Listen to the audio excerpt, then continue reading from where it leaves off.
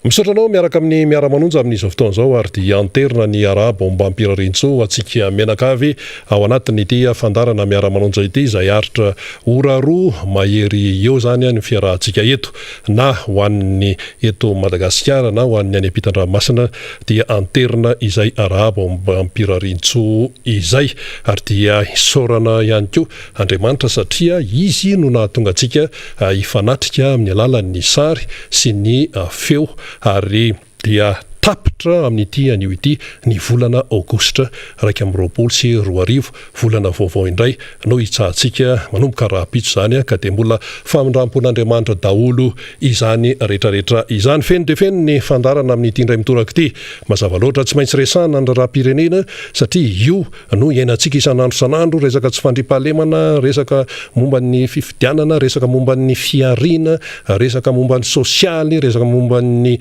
hoe fiainana andavanandro ary eo ihany koa ny fiainana toko dia horesahana eo ihany koa ty resaka baolina kitra ity izay lasa ohatra misafotofoto be ihany le izy ahoana sy ahoana ny momba n'izay baolina kitra resaka barea izay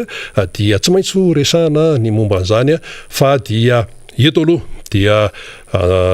ambara amintsika menaka fa dia misy ny vahiny misy ihany koa ireo solombavamboaka hitondra ny famelabelarana sy ny fanazavana resaka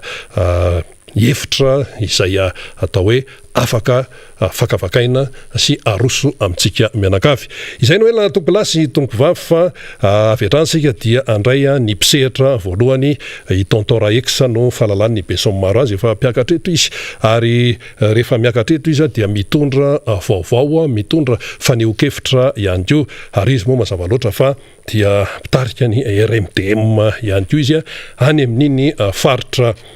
parafara vola iny zany raha vao miresaka hoe parafara vola dia efa aloatra zay ny ao an-tsaina tambary zay ny ao an-tsaina tantsa zay ny ao an-tsaina mpambolo vary sy ny sisa fa dia miarabanao Tontora X amin'izao fahatokavanao aloha eto miara-manonja zao dia faly miarabanao Rina Rabe Mananjara dia faly koa miaraban'ny vahoaka malagasy tsy vaky volo na eto anterana na any ivelany kopakopa tanana ho an'ireo zay nandefa message sy ny afatra hoe rehefa mba miakatra Tontora X dia mba ataovy kopakopa tanana zay aty Maurice, Seychelles, misy any Grenoble any Paris reo gao an-tanàna rehetrarehetra zay ny ivelany zany dia kopakopa tanana fa dia hitondra ny hevitra ny vahoaka maronisa sy ny indrindra ny vahoaka ny aloatra mangoro ndray moa ny akarana eto Monsieur Rina Rabe Mananjara ary ny zavatra marary ny vahoaka amin'ny antsipriany mihitsy no ifampiresantsika amin'ny rahalahy eto. Ka zay indrindra ny fandarana tony miara-manonjy tony moa dia fitaovana ihany izay mpanao gazety dia fitaovana ihany koa ao anatiny izay fampahafantarana ny zava-misy izay ka ny fantaniana voalohany apetraka aminao dia ny hoe no resahana lavabe teto momba ny hoe fanaintainana fangiry firina fahasairana ny ray aman-dren'ny mpianatra amin'ny fiatrehana ny fidirana amin'ny taom-pianarana 2024 sy 2024 manahoana ny fiatrehan'ny any aloatra mangoro ny any parafaravola ny izay fidiran'ny mpianatray ho an'ireo tantsa izay piopy sy mpamboly inona ny endrika isehony le problema tsara fipetraka moa zay fanontaniany Monsieur Rina Rabe Mananjara zay ary zay moa mba manararoatra ny tena rehefa mba tonga ty andrenivohitra satria amin'ny alalan'reto fanehoan-kevitra fampitandavitra reto no mba hafahana mitantara sy milaza ny zavatra misy sy ny marary ny vahoaka any an-toerana amin'izao fotoana izao tokotra dia efa tena tafiditra ao anatin'ny fampidirana mpianatra ny ray aman-dren'ny mpianatra any amin'ny faritra sy ny manodidina ao anatin'izany fampidirana ray aman-dren'ny mpianatra zany nefa Andriamatoa Rina Rabe Mananjara dia sahirana tanteraka ny tantsaha tena sahirana tanteraka satria raha ohatra hoe manana zanaka telo na efatra fotsiny ny ankonana anankiray dia tsy maintsy misy ampandeferina zany ny ray amin'ireo zazareo noho ny fahasahiranana zay mianjady misy ohatrany hoe misy ajanona mihitsy zany hoe misy tena tsy ampianarana mihitsy sacré fa le hoe zany ilay zoky zay manao fanadinana ohatra hoe ny T5 anao CPCM ny manao BBC ny 3e ary ny classe de terminale zany reny zany no tsy maintsy enjehany ny ray aman-dreny zay manana zanaka amin'izay de sakriena mihitsy nefa na de eo ary zany moa ny entina marotana fananana zavatra tsy foy ka mahatonga an'izany rehetrarehetra zany dia mbola manampitrotraka ty resaka fiarina ty monsieur Rina Rabe Mananjara satria efa noentiko ty atao fandaharana angamba ty resaka fiarina ty satria zany ny filoham-pirenena Andry Nirina Rajoelina zay namiany vola io madiodio an'ny tantsaha tamin'ny alalan'ny kabary maro samihafa tany amin'ny renivondry faritra tany Ambatondrazaka ao anatin'izany fanomezana vola zany nefa monsieur Rina Rabe Mananjara teo ampizarana ny vola io fitsinjarana ny vola io isam-batan'olona sy isaky ny tany oviliana de efa nisady ny fanararaotana zany hoe tonga vany zany le vola de hoe zaraina amin'izay de teo amin'izay no teo de efa nisy ny fanararaotana savorita fa zany hoe lay ministeran'ny ny ministeran'ny fambolena koa moa zany tsy mba nisy fandraisana andraikitra rehefa naparitaka zany lay vola tamin'ireo tantsara eo de mba nisy suivi mba nisy fanaraha-maso ve nataon'ny ministera tany amin'ny faritra na taty ministera taty foibe hoe rakoto na rasoa nahazo an'ilay vola mba tena tonga ny rasokoto sy rasoa any amin'le toerana tokony hanaovana anazy ve lay vola fa ny zavatra nisy ane monsieur Rina Rabe Mananjara dia na ny ampitandrefana sy ny ampita-tsinanana tsy mitovy ny fizarana ny vola ny tany Ambatondrazaka zao de alefa amin'ny alalan'ny telefôna amin'ny alalan'ny amin'ny vola rota prise ariary isaky ny olona tantsaha zay omena vola zany hoe any amin'ny amin'ny vola zany lay tantsaha no maka lay vola ny tany ampitandrefana ndray de tsy zay fa misy engagement sy contrat zay natao mihitsy hoe manaiky marina ohatran'izao de zay lay lasa niteraka problème amintsika miteny zao ina votoatin'le contrat votoatin'le contrat zany de ohatrany hoe manaiky marina naka an'ilay vola dia lasa ohatrany hoe fampisamborana indray le izy fa tsy fiarina entina anampina an'ilay ny mpitondra fanjakana zany zay mba hoe niezaka hoe anampina an'ilay tsirairay isam-batan'olona lasa nisy contrat le izy ary nisy fanararaotana atao anatin'izy satria au lieu de lasa rotaprise ariary isaky ny hectara ny ampita-tsinanana telo hety sy ray taprise ariary ny ampitandrefana ary io telo hety sy ray taprise io dia mbola tirena mbola misy banga 4 alina banga 10 alina zay tsy fantatra ny antony nefa tirena le olona zany amin'izao fotoana zao amiarina n'ilay vola feno any amin'ny banky fa ka tamin'ny voalohany indrindra tsisy fanarahana mazava tsara hoe omena fotsiny le izy ohatrany hoe don zany hoe tena hoe omena madiodio sa hoe iny fa averina ny ampahany sa hoe avereno zato isanjato sa hoe ahoana le fotranisy hatramin'ny voalohany mihitsy ny mpitondra fanjakana zay nisoloan'ny filoham-pirenena tena aloha raha araka ny kabary dia natsapa izy satria izy eny tany atoerany satria nisy ny dégâts cyclonique nahazo an'iny faritra iny na faritra tsinanana na ny faritra andrefana zay tonga tany atoerana tonga tany amin'ny commune Beanana mihitsy ny filoham-pirenena ary nampanantena ny vola io ho an'ny tantsaha tsy misy engagement hoe ho janana lay vola na hoe ho averina lay vola fa hoe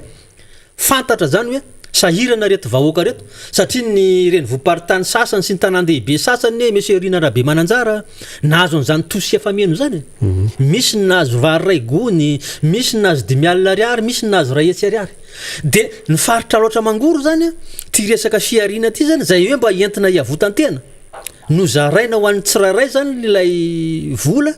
de eo ampizarana de efa misy sahady ny mpanararoatra zay le tompony andraikitra any an-tanàna any atoerana mihitsy zany de misy ny komberaka moa fomba filaza azy zany hoe apasipasy mody hoe le délégué ve no mitaky an'le vola sa le banque ve no tena manery an'le vola fa am'izao fotoana zao monsieur Rina Rabe Mananjara de eto ambasiko eto zao misy convocation maromaro convocation na gendarme io mpitany filaminana ny objectif de hoe terena any amin'ny gendarme zany reo tantsaha madinika reo amerina ny vola io nefa ny mpitondra fanjakana tsy nisy an'izay mihitsy hoe tsy maintsy ohatran'izao na tsy maintsy ohatran'izao fa ny zavatra misy sady tsy rariny ataon'le tompony andraikitra any an-tanàna de zao izy miafara amina fiantsoana amina mpitandro filaminana zao ny tiako tsindriga eto dia izao satria mbola ho averiko hoe ny filoham-pirenena mihitsy eny no tany fotony nahita ny fahampiten'ny foto-drafitrasa maro samihafa ary nahita koa ny fahorim-bahoaka zany hoe latsaka tsoroman-tany mihitsy satria raha nisy zany ny tondra-drano de nisy koa ny haintany zany hoe tsy afaka niarina mihitsy zany lay vahoaka fa zarary mba nisy an'iny tosika fiariana iny nefa lasa herim-pamoretana indray zany am'izao fotoana zao zany hoe rehefa nisy zany lay fitsinjarana ny vola io tamindreo vahoaka madinika reo raha tena nandray andraikitra ny ministera ny fambolena de nasinan'izay suivi zay nasinan'izay fanaramaso zay hoe tena mety marina ve lay volana mena n'lay tantsaha tena naniry ve le vary tao sa voan'ny dégâts cyclonique tena nisy foto-dravitrasa ve tao nanaovany an'io nampiasany an'io vola io nefa zany rehetrarehetra zany mino anana o monsieur Rinarabe Mananjara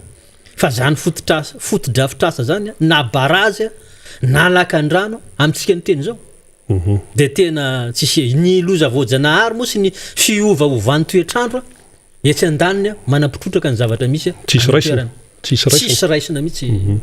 de ahoana ara ny atao hoe situation zany amin'izao fotoana momba n'ity raharaha ty inona ny maetaetan'le tantsaha ny etaetan'ny tantsaha zany de fidiram-pianatra trehana itony misy convocation de ahoana zay indrindra ny fidiram-pianatra moa zany ety mangony fotsiny iny iny moa zany de initiativen'le ray aman-dreny hoe tokony hianatra ny ankizy kanefa ao anatin'izay fianarana zay ihany koa de misy lay décision ndraisy mpitondra fanjakana le hoe inscription 0 nefa ny zavatra misy tena 0 ve le izy sa tsy 0 zavatra misy ane monsieur Rinarabe Mananjara antena zany de manana zanaka ampianariny fa tsy zay zavatra misy fa mandoa vola tsy fantako zay hoe mankaiza le vola fa de hoe ny fantatry ny ray aman-dreny mpianatra misy 7 alina ariary misy 7 alina ariary ary raha tsy mandoa sekolim-panjakana io resaka io sekolim-panjakana io resahana io ary ny zavatra misy any atoerana misy EPP misy CG tsy misy fonctionnaire fa fram dolo zany ao anatin'io ka izy ary ny raha amme vola n'ireo mpampianatra reo na tsy resaka fotsiny resaka hoe vacation resaka volana mpampianatra tsy azo tamina resaka fitsarana fanadinana ary tamin'ny heritaona zany rehetrarehetrarehetra zany mitambatra marary lay mpampianatra nefa raha tsy ampianatra izy ireo le ray aman-dreny mpianatra koa marary satria vola be raha misy zaza telo efatra zany de fa any amin'ny efatra etsy dimy etsy vao tafiditra mianatra reo zaza samy marary ny fampianatra sy ny ray aman-dreny marary de marary ny fampianarana nefa lay mpitondra fanjakana zany miteny hoe 0 ariary io moa zany misy oabolana vazaha monsieur Rinarabe Mananjara hoe tourner cette fois la langue avant de parler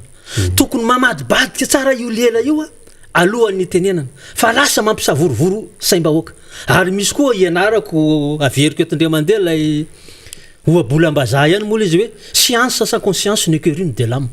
ny fahendrena tsy misy fahalalana de ohatrany toy ny tsy misy ihany ohatrany zavapoana ka eto zany de tiako tsindrina tsara hoe ianareo tompona andraikitra ianareo manana devoir sy manana fahefana makasika ny fampianaran-jaza makasika nyreto mpampianatra zay mikaikaika reto aoka tsika mba andinika tsara alohan'ny amoana teny sy tenenana ny vahoaka malagasy fa lasa mampisavorovoro sain'ny tantsaha indrindra lasa viasatra eo amin'ny fiarahamonina zany rehetrarehetra zany ianao moa efa tety any de naverimberinao foana hoe ny tantsaha ny piopy sy ny mpamboly any amin'ny faritra laotrano mangoro iny de tena olona tena miasa ary tena hoe izay no fiainana isan'andro fa tsisy an'izany hoe kamokamo zany fa noho ny tsy antony tsy azo anoarana eo amin'le fiainana isan'andro de lasa tratran'izay fahasahiranana izay zany le olona arak'le fanazavanao zany ka atreto ve zany tena mbola miravoravo tanana le olona tsisy azo atao sa hoe inona no eritreretiny zareo atao zany manoloana nytony olona nytony io moa le azavaiko matetika hoe ny vahoaka faritra loatra mangoro surtout district Ambatondrazaka district Amparafaravola district Andilamena de ty mampiana janaka ninina zany tsy fisina ao aminy ao fa malahelo izy raha ohatra hoe tsy mianatra zany zanany zany mamorona ny tsy misy fa noho ny fitondran'Andriamanitra sy ny lajanahary izay angaran'Andriamanitra manokana iny faritra iny dia misy carrière vao nisokatra indray zany ary abe masoandro ary andefana ambovoly ary zay eo amin'ny 30 kilometatra ary andefana ambovoly meserina rabe mananjara mirotra mankany daholo indray zany ny vahoaka sitrany hoe mba azo droit na mpianatra na dia mba midy cahier na dia mba hoe entina atao saram-pianarana maro samihafa dia misokatra mibanaka indray zany ny carrière na be masoandro amin'izao fotoana zao zavatra misy tato amin'ny carrière nandilana dia io mbola tsy milamina io atreto tsy milamina misokatra indray ny ary amin'le akiray misokatra moa zany ny abe masoandro amin'izao fotoana zao fa dia kopakopa tanana le retsy ho anareo efa fahaigna ga ho an-tanàna sy ny maro samihafa fa ny problème tsy fandriam-pahalemanao andilana dia mbola misy foana satria mbola vao tamin'izah hiakatra katy mihitsy meserina rabe mananjara dia misy ny akanentaka moto ndray tonga dia taxi moto tonga dia entana amin'ny 7 amin'ny 20 alina zany hoe le tsy fandriam-pahalemana zany me mirongatra inona moa no mahatonga an'le tsy fandriam-pahalemana mirongatra eto zany dia tia metraka hoe misy miaramila ao amin'ny carrière ao misy gendarme ao amin'ny carrière ao misy polisy ao amin'ny carrière ao ary misy ny namana zanadralahy rahalahy zanakanabavy mpitano filaminana dia tonga mitaraina aty amin'ny tena mihitsy hoe ô président ô tonton le chef d'élément zay tonga ao ny rangaty chef d'élément moa za moa tsy mahay hoe iza le chef d'élément fa zany chef d'élément tompona andraikitra ao amin'ny carrière nandilana zany tapabolana rotokom-bolana mba tsy ilazana hoe ray volana dia mamoaka 4 nefa tsy mangady vato ahoana moa ny fomba andezahoany vola hividianana 4 misy famoretana sy kolokolo avoleta zany amindreo carrière andreo tatsa madinika reo ka zay no hitondrana iantsoavo eto raha mety na sokafana ofisialy amin'ny fomba malalaka io na foanana alana tao reo dia aloha re miaramila gendarnareo iandro fahalemana amin'izany commune Ambotrarivo zany commune Ambojanahary zany indrindrandrindra fa Tanambe Ambodimanga aloha hiparitaka satria nivakitrano mba tsy ilazana hoe isan'andro dia isan-kerinandro meserina rabe mananjara tsy maintsy misy tsy fandriam-pahalemana miseho any an-toerana ka eo amin'le resaka carrière io zany zao le andilana io mbola tsy tena milamina tsara dia lasa makary amin'le aiza misy teo be masoandro be masoandro ny lasa ny be masoandro ambovory indray zany zao no andray zany zao ny olona no misikotra mitrandraka sy anao mba hoe sitrany ay ozy ianao ka ny fanontaniana tiako apetraka dia ity rehefa mitrandraka ao le olona ny zavatra hita ety ivelany zavatra hitanay mpanao gazety raha ohatra zany le olona mitrandraka dia tokony hoe mba mihatsara le fiainany le saram-babe-bahoaka mitrandraka ao zany fa ny zavatra hitany hoe monsieur X mitrandraka le olona fa ny fiainana ohatra ny tao mesahirana ihany dia iza zany ny tena midioka n'ilay tombontsoa le harem-pirenena ao le olona mitrandraka nefa mialatsiny mbola misy misaringo bordamba misy maty arany sasany any anaty lavaka any nefa le izy harem-pirenena dia ahoana ny fipetraka izay ary tsy ao aminareo ihany fa saika ren'le fitrandrahandre dia ahitana taratra zany tena tsara fipetraka zay remarque apetraky monsieur Rina Rabe Mananjara zay fa dia tena mitrandraka le olona tena miaraka amin'ny motopompe miaraka amin'ny baramine amin'ny fo amina vatsy kely varofotsy sy ny fitaovana sivana maro samihafa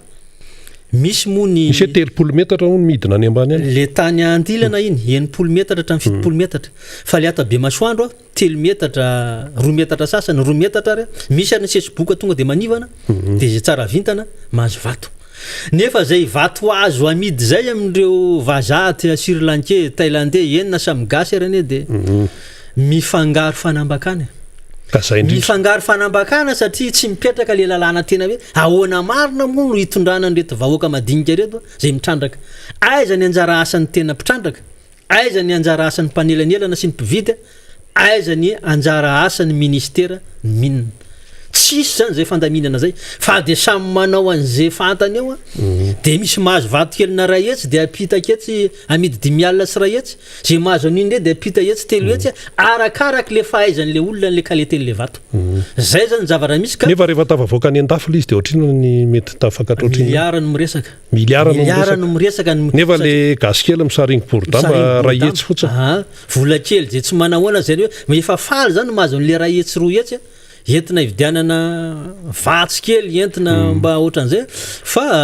misy ihany moa zany ny tsiraray zay tena hoe ambiny ny mahazo vato lehibe efa betsaka ihany reo zanaky ny faritra efa mba misongadina eo anivon'ny fiarahamonina eny ary ka izay ny resaka tsy fandripahalemana sy ny resaka fidiran'ny mpianatra sy ny hoe manodidina ny fiainana any zany fa iresaka lalana kely manahoana ny lalana ny tsefatsefany any atreto be zay fampanantena an'izay ny any an-tanàna mihitsy ny tiako tenenina amin'ireo le commune sy zay mampifandray eo zany misy ny fanamboaran-dalana zany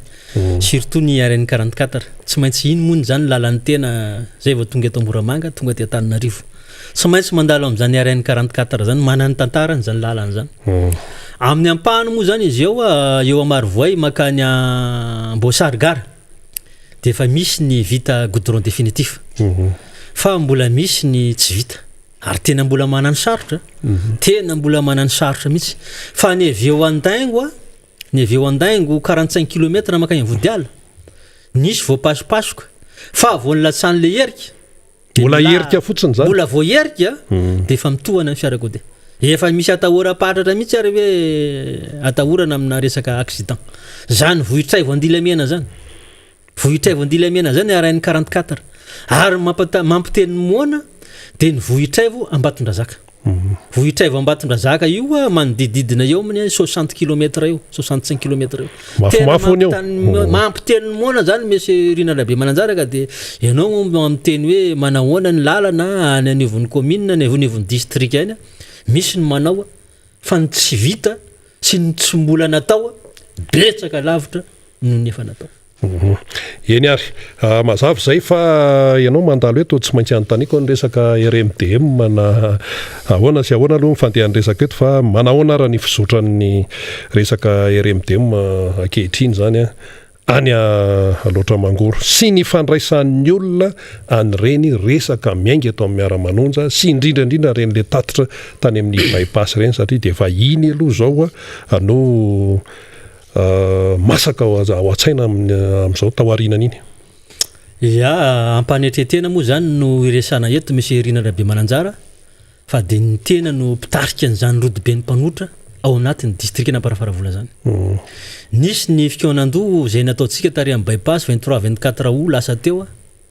nisy ny fiankevitra 9 zay Jolay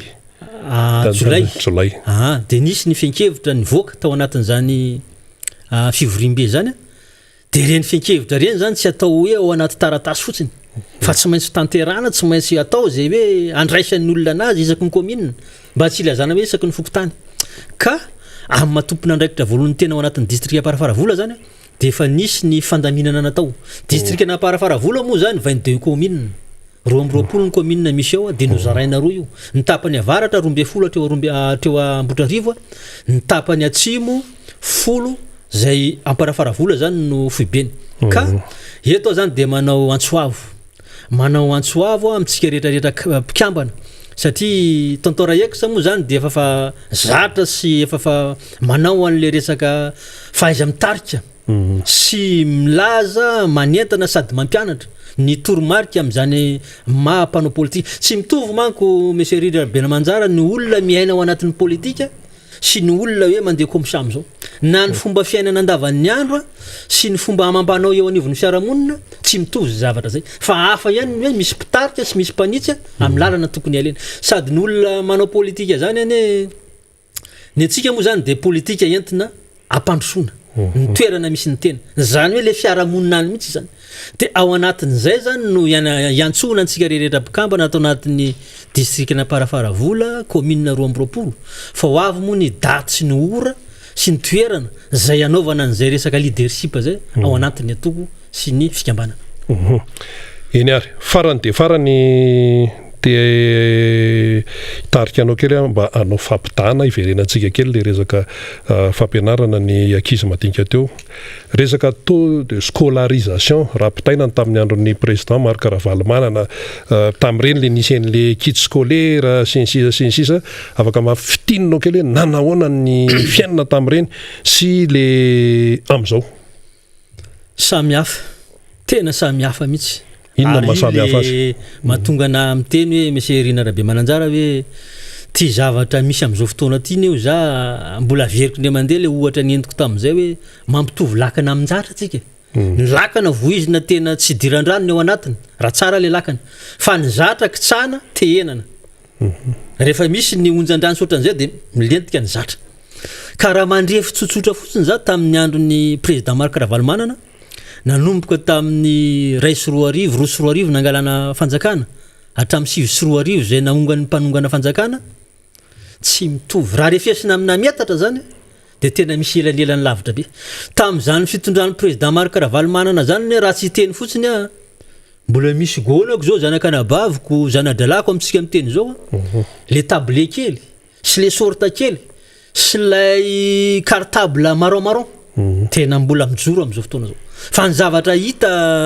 ataon'izao fitondram-panjakana zao dia ohatra ny miaina amina resaka sachet tsy fantatra hoe mankaizana sady tsy mipaka tsy maharaka le isaky ny zaza madinika any amin'ny primaire le zavatra omena na misy ary dia tsy ara-potoana fa tara no sady tsy ampy ka entinao meserina be le taux de scolarisation le hoe fampidirana le mpianatra satria tamin'ireny anie mazava be sady mbola mora ny fiainana mbola mora mihitsy ny fiainana satria ny président tamin'ireny fotoana reny zany dia nafantatra tsara mihitsy hoe tantsaha ray aman-dreny ny mpianatra zany tantsaha ka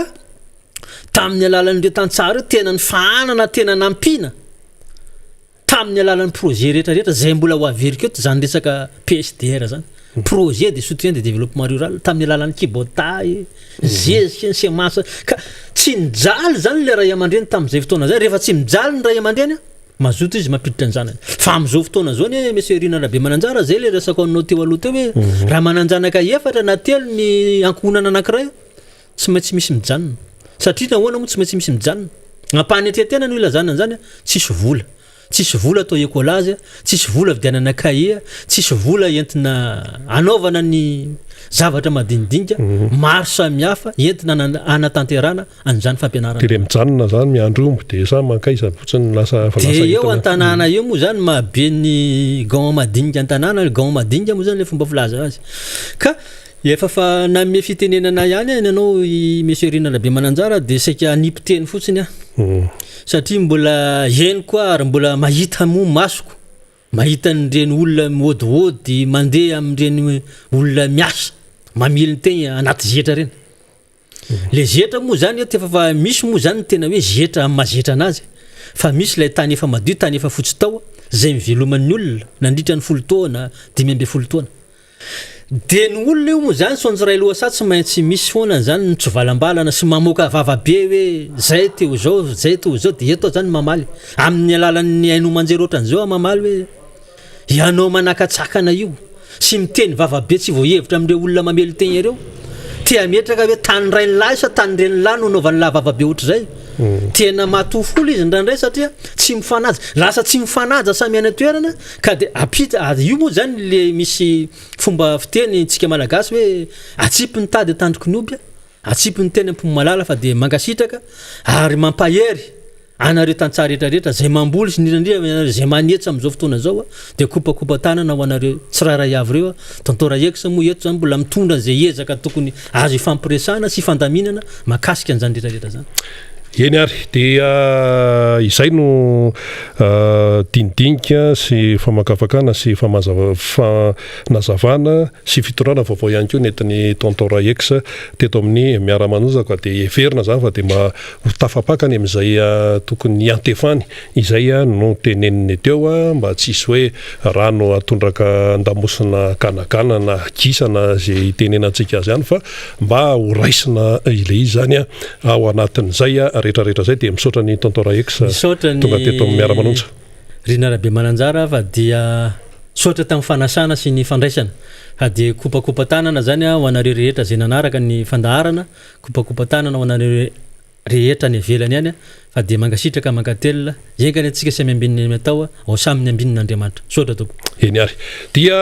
amin'itoy ihany ny miara-manonja amin'izao fotoana izao miainga eto amin'ny MBS eo ihany koa ny radio mada ny tamajotra serasera maro isan-karazany araka ny nambarateo mbola iresaka seny isika resaka tontolo-pifidianana iresaka momba ny tsy fandripahalemana iresaka baolina mbola ho resahany eo daholo zay rehetrarehetra izay ary dia fa eto akaiketo ny namana faniry razafy manatany ihany koa dia hitondra ny famakafakana ihany koa sy andray ny mpisehatra manaraka efa tazako ny député Rambosalama Emilien voafita amin'ny alàna tiako Madagasikara ty zay miporiporitany faefatra ary dia omena ny faniry indray ara ny sehatra amin'ny fanoizana ny fandarana. Eny ary de miarabantsika rehetra zay manjoetrany ity fandarana miara-manonja ity mamarana ny farany volana aogositra isika amin'izao fotoana izao dia manao ny kopakopa-tanana maro be tsika rehetra no maniry an'izay ny ataovy kopakopa-tanana zay faniry indrindrandrindra ny namana avy ao Antsirabe eo tena mahafatrapo mihitsy ny namantsika avy ao Antsirabe amin'ny fanarahana ny fandarana ary ny any faritra samy hafa ihany koa indrindrandrindra ny any Toliary Fianaratsoa Manakara Farafangana Vangaindrano ny any Mananjary any tsika rehetrarehetra any de mahafinaritra no maheno fa dia maheno tsara tsika amin'ny zavatra resahana atao anatin'ny fandarana miara-manonja any ohatra ny any Anosy Varika Forokarino efa nisy fotoana ny tenenako hoe mahay tsara namanany mandray tsara atsika ny any Mahajanga any vao misy namana vao nandeha tany Mahajanga zay mahay tsara ny etsy Tomasina dia mare tsara mihitsy ihany koa zany amin'ny fandefasana samy manana ny ora handefasany azy reny amin'ny alalan'ny onjam-peo ny MBS sy ny tambajotra sosialy koa moa zany de zay maharay an'ilay amin'ny YouTube sy ny tambajotra sosialy ny any FB de miezaka mba mandefa izany amin'ny alalan'ny fanamafisam-peo mafimafy de mitangorona maka toerana ny fiarahamonina eny amin'ireny toerana rehetra reny tena finaritra mihitsy ny mahazo ny feedback avy amintsika hoe zay zao de misy olona eo amin'ny 420 eo dia misy manana telefônina zany de mba mitelesarza de mandefa an'le fandarana miara-manonja andro arivariva iny de sady misotro kafe sasany mihinana mangazo mihinana bele bageda vomanga zany rehetrarehetra zany fomba fiteny azy daholo zany dia mba mandraindray kely eo tsika rehetrarehetra de mandray hoe je zany kainy vaovao eto anivon'ny firenena dia zava-dehibe zany ka isorana ianareo namana any Adilambato any dia tsy adino manokana satria dia maro be ianareo no manaraka ity fandarana ity ary dia maniry ny anaovana kopakopa-tanana manokana efa nisy netiny tonton Raeksa teo ny any amina faritra samy hafa Seychelles Maurice Grenoble sy ny sisa fa ny any Canada ny any Montpellier any tsy adino satria de tena mahafatrapo mihitsy ny namana ao Montpellier eo amin'izany tolona rehetra izany ny any Marseille sy ireo faritra samy hafa Chambéry aiza koa mo maromaro izao dia faly zay manaraka atsika de metsiketsika indrindrandrindra mbola tolorana fakasitrahana hatrany ianareo RMDM diaspora zay nanohetsika tamin'ny faran'ny herinandro teo fa tsy adinointsika ihany koa anisan'ny tena metsiketsika ihany koa de ny namatsika eo anivon'ny fanoherana ao amin'ny Nosy Lareny eo ary de tena maraka tsara mihitsy ny zava-misy amin'ny ankapobeny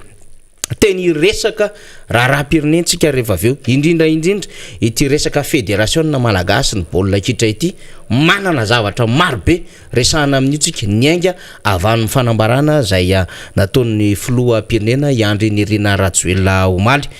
dia horesahantsika mihitsy satria betsaka ny zavatra tokony ho fantatry ny vahoaka anatin'izao raharaha izao de zay ny antony mahatonga ny hoe aleo mena fotoana mihitsy zany resaka zany ka na izany naty zany aza nefa dia ny vahiny tompotrano satria samy manana ny fandaram-potoanany ny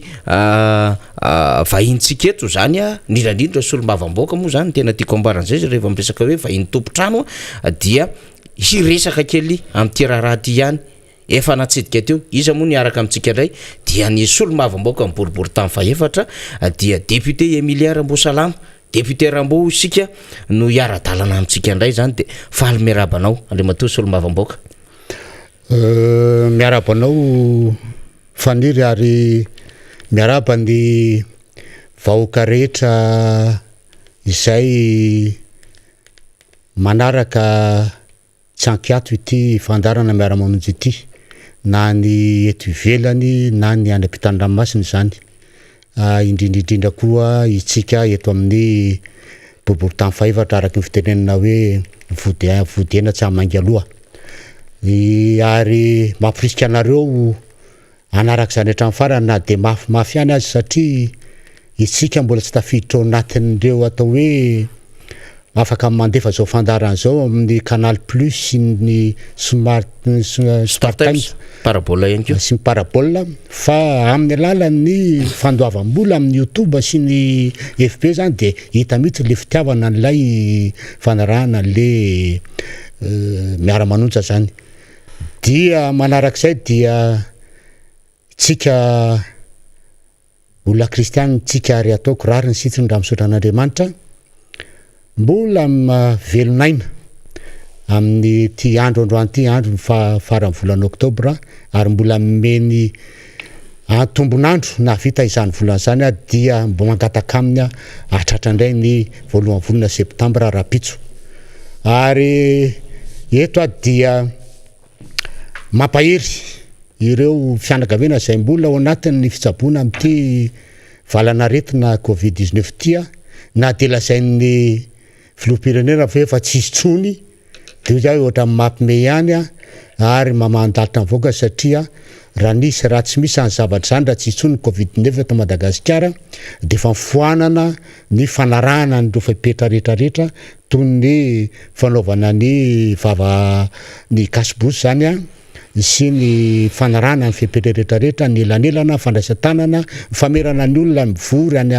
anaty trano sy ndrehetrrehetra ka rehefa moa de filoham-pirenena de niteny hoe efa fony io eto amintsika eto Madagasikara tsy misy koa maty de hoy izy hoe tsy mariny zany fa dia mbola mankahirana foana satria amin'izao fotoana zao matoa mbola misy marary atao hoe forme grave de mbola misy izy zany ary afaka mandeha makany amin'ny Institut Pasteur manontany hoe tena misy marina ve sa tsy misy tsony Covid eto Madagasikara fa de any milaza fa de mbola misy ary dia mbola mampionona koa ny fianakaviana izay nananany lavo tamin'io aretin'io ary ao anatin'izay moa dia araharotiko eto ny fampaherezana sy ny fimbonana lahelo amin'ny vady aman-janaka aman-jafy ny Gaston Andrenony izay mindosy ny fahafatesana tamin'ny 2020 ny volana Aogositra teo olona nitondra avo ny asin'ny firenena malagasy zany teo amin'ny kanto teo amin'ny hira ary dia atserovana an'ireny hira taloha sy kalony fahiny izay nampalaza Madagasikara satria tamin'izany no nirahan'ny hira tamin'ire ry Jérôme Marandria, ry Biry, ry Salomon, ry iza moa izy teo ry Ludger Romil sy ry Gaby ka dia eto ny tena dia mitondra zany fimbonana lahelo zany ary mampionona ny fianakavian'Andriamanitra indrindra moa fa ininy izay tapaka sy namana zanaka ira tompokolahy ary mbola ao anatin'ny kanto ny ira ihany koa. Eny ary Andriamanitra solombavambaoaka efa somary natsidika eo ihany moa ty resaka Covid tia rehefa misy fotoana de resahantsika kely ihany izy ty satria mbola maro nge no mikaikaiky amin'izao fotoana zao rehefa mandeha any amin'ny hôpitaly any de hoe mbola misy feno trano ato mbola misy Covid ary sy ny sisa ary misy mihitsy ary ireo miresaka ny nivon'ireny fanaovana ny fitiliana reny ny amin'ny fisiny zany aretina Covid izany fa rehefa niresaka kolotsaina ianao te andeha kely any amin'le resaka baolina kitra de mato débuté fa nanomanomana ihany zay Sirina Rabe Mananjara fa rehefa eto ianao aloha zany de efa tazomina tsy maintsy resaka an'izay ihany satria zany no malaza ho ny irany ratse zay itselonina satria vao omaly zany actualité zany le rehatsika mahakasika ny eo anivon'ilay hoe inona moa zany tsy hitako hoe mamaky ady ve zany sa fandrahonana ve zany sy fa inona fa de nisy fahatezerana ny filoham-pirenena omaly mahakasika indrindra ity tontolon'ny fédération ity zany tsy fantatro moa zany na hoe tontolon'ny baolina kitra ve sa ny fédération ny olay resaka tsy fahafahana zany mandray pijery mandritry ny hoe lalaoan'ny Baria zay saika tamin'ny fotoana io no hanaovana ny fitokanana ny kianjan'ny Mahamasina zany ka reny zavatra nitranga omaly monsieur le député inona no azo resahana aloha maimaika momba ny resaka iny raha ny hevitrao alohan'ny amaliko an'izay faniry de hiditra kely amin'le Covid satria misy fianakaviana marary eo amin'ny Asgera am'izao fotoana zao zanaka izy io dia rehefa andeha amangy an'le fianakaviana izay fianakaviana zany a dia antanina amin'ny atsiporiany hoaizy nareo da andeha anatitra an'ity vola ividianana fanafody ty aiza le vola ty le vola de mandeha de inona ny antony fanontaniana ohatran'izany ny antony fanontaniana de hoe mbola misy covid fa so de amidra covid amin'le fianakaviana nareo a na hitondra retina koa ho an'ny any ivelany a ka tsy maintsy ataony fanontaniana ohatran'izay zany a ary tsy entitra zareo eto tiako lazaina hoe le covid dia atao resabe fotsiny mba entina atao hoe ampifalifaliana vahoaka angamba amin'ny zavatra hafa fa raha io aretina io de miteny amin'ny vahoaka malagasy a zany fa tsy afaka misaraka amin'io ny vahoaka malagasy a mandra-pahavita an'izay hoe vaksiny rehetrarehetra fa raha hoe resaka fotsiny hoe tsisy tsony ny covid tsisy tsony ny maty a de io zay hoe de tsy de mino loatra an'izany a fa de fianakaviana ny aina an'izany zavatra zany a dia tsy nahazo nijery ny fianakaviana marary satria mbola misy ny covid ije resaka am'le resaka baolina kitra am'izay namana faniry ny firenena anankiray raha te hanandratra ny asiny sy ny voninahitry ny firenena de anisan'ny atao hoe ny fanatanjahantena sy ny kolotsaina ny kolotsaina de hitantsika mazava be ino moa mampalaza ny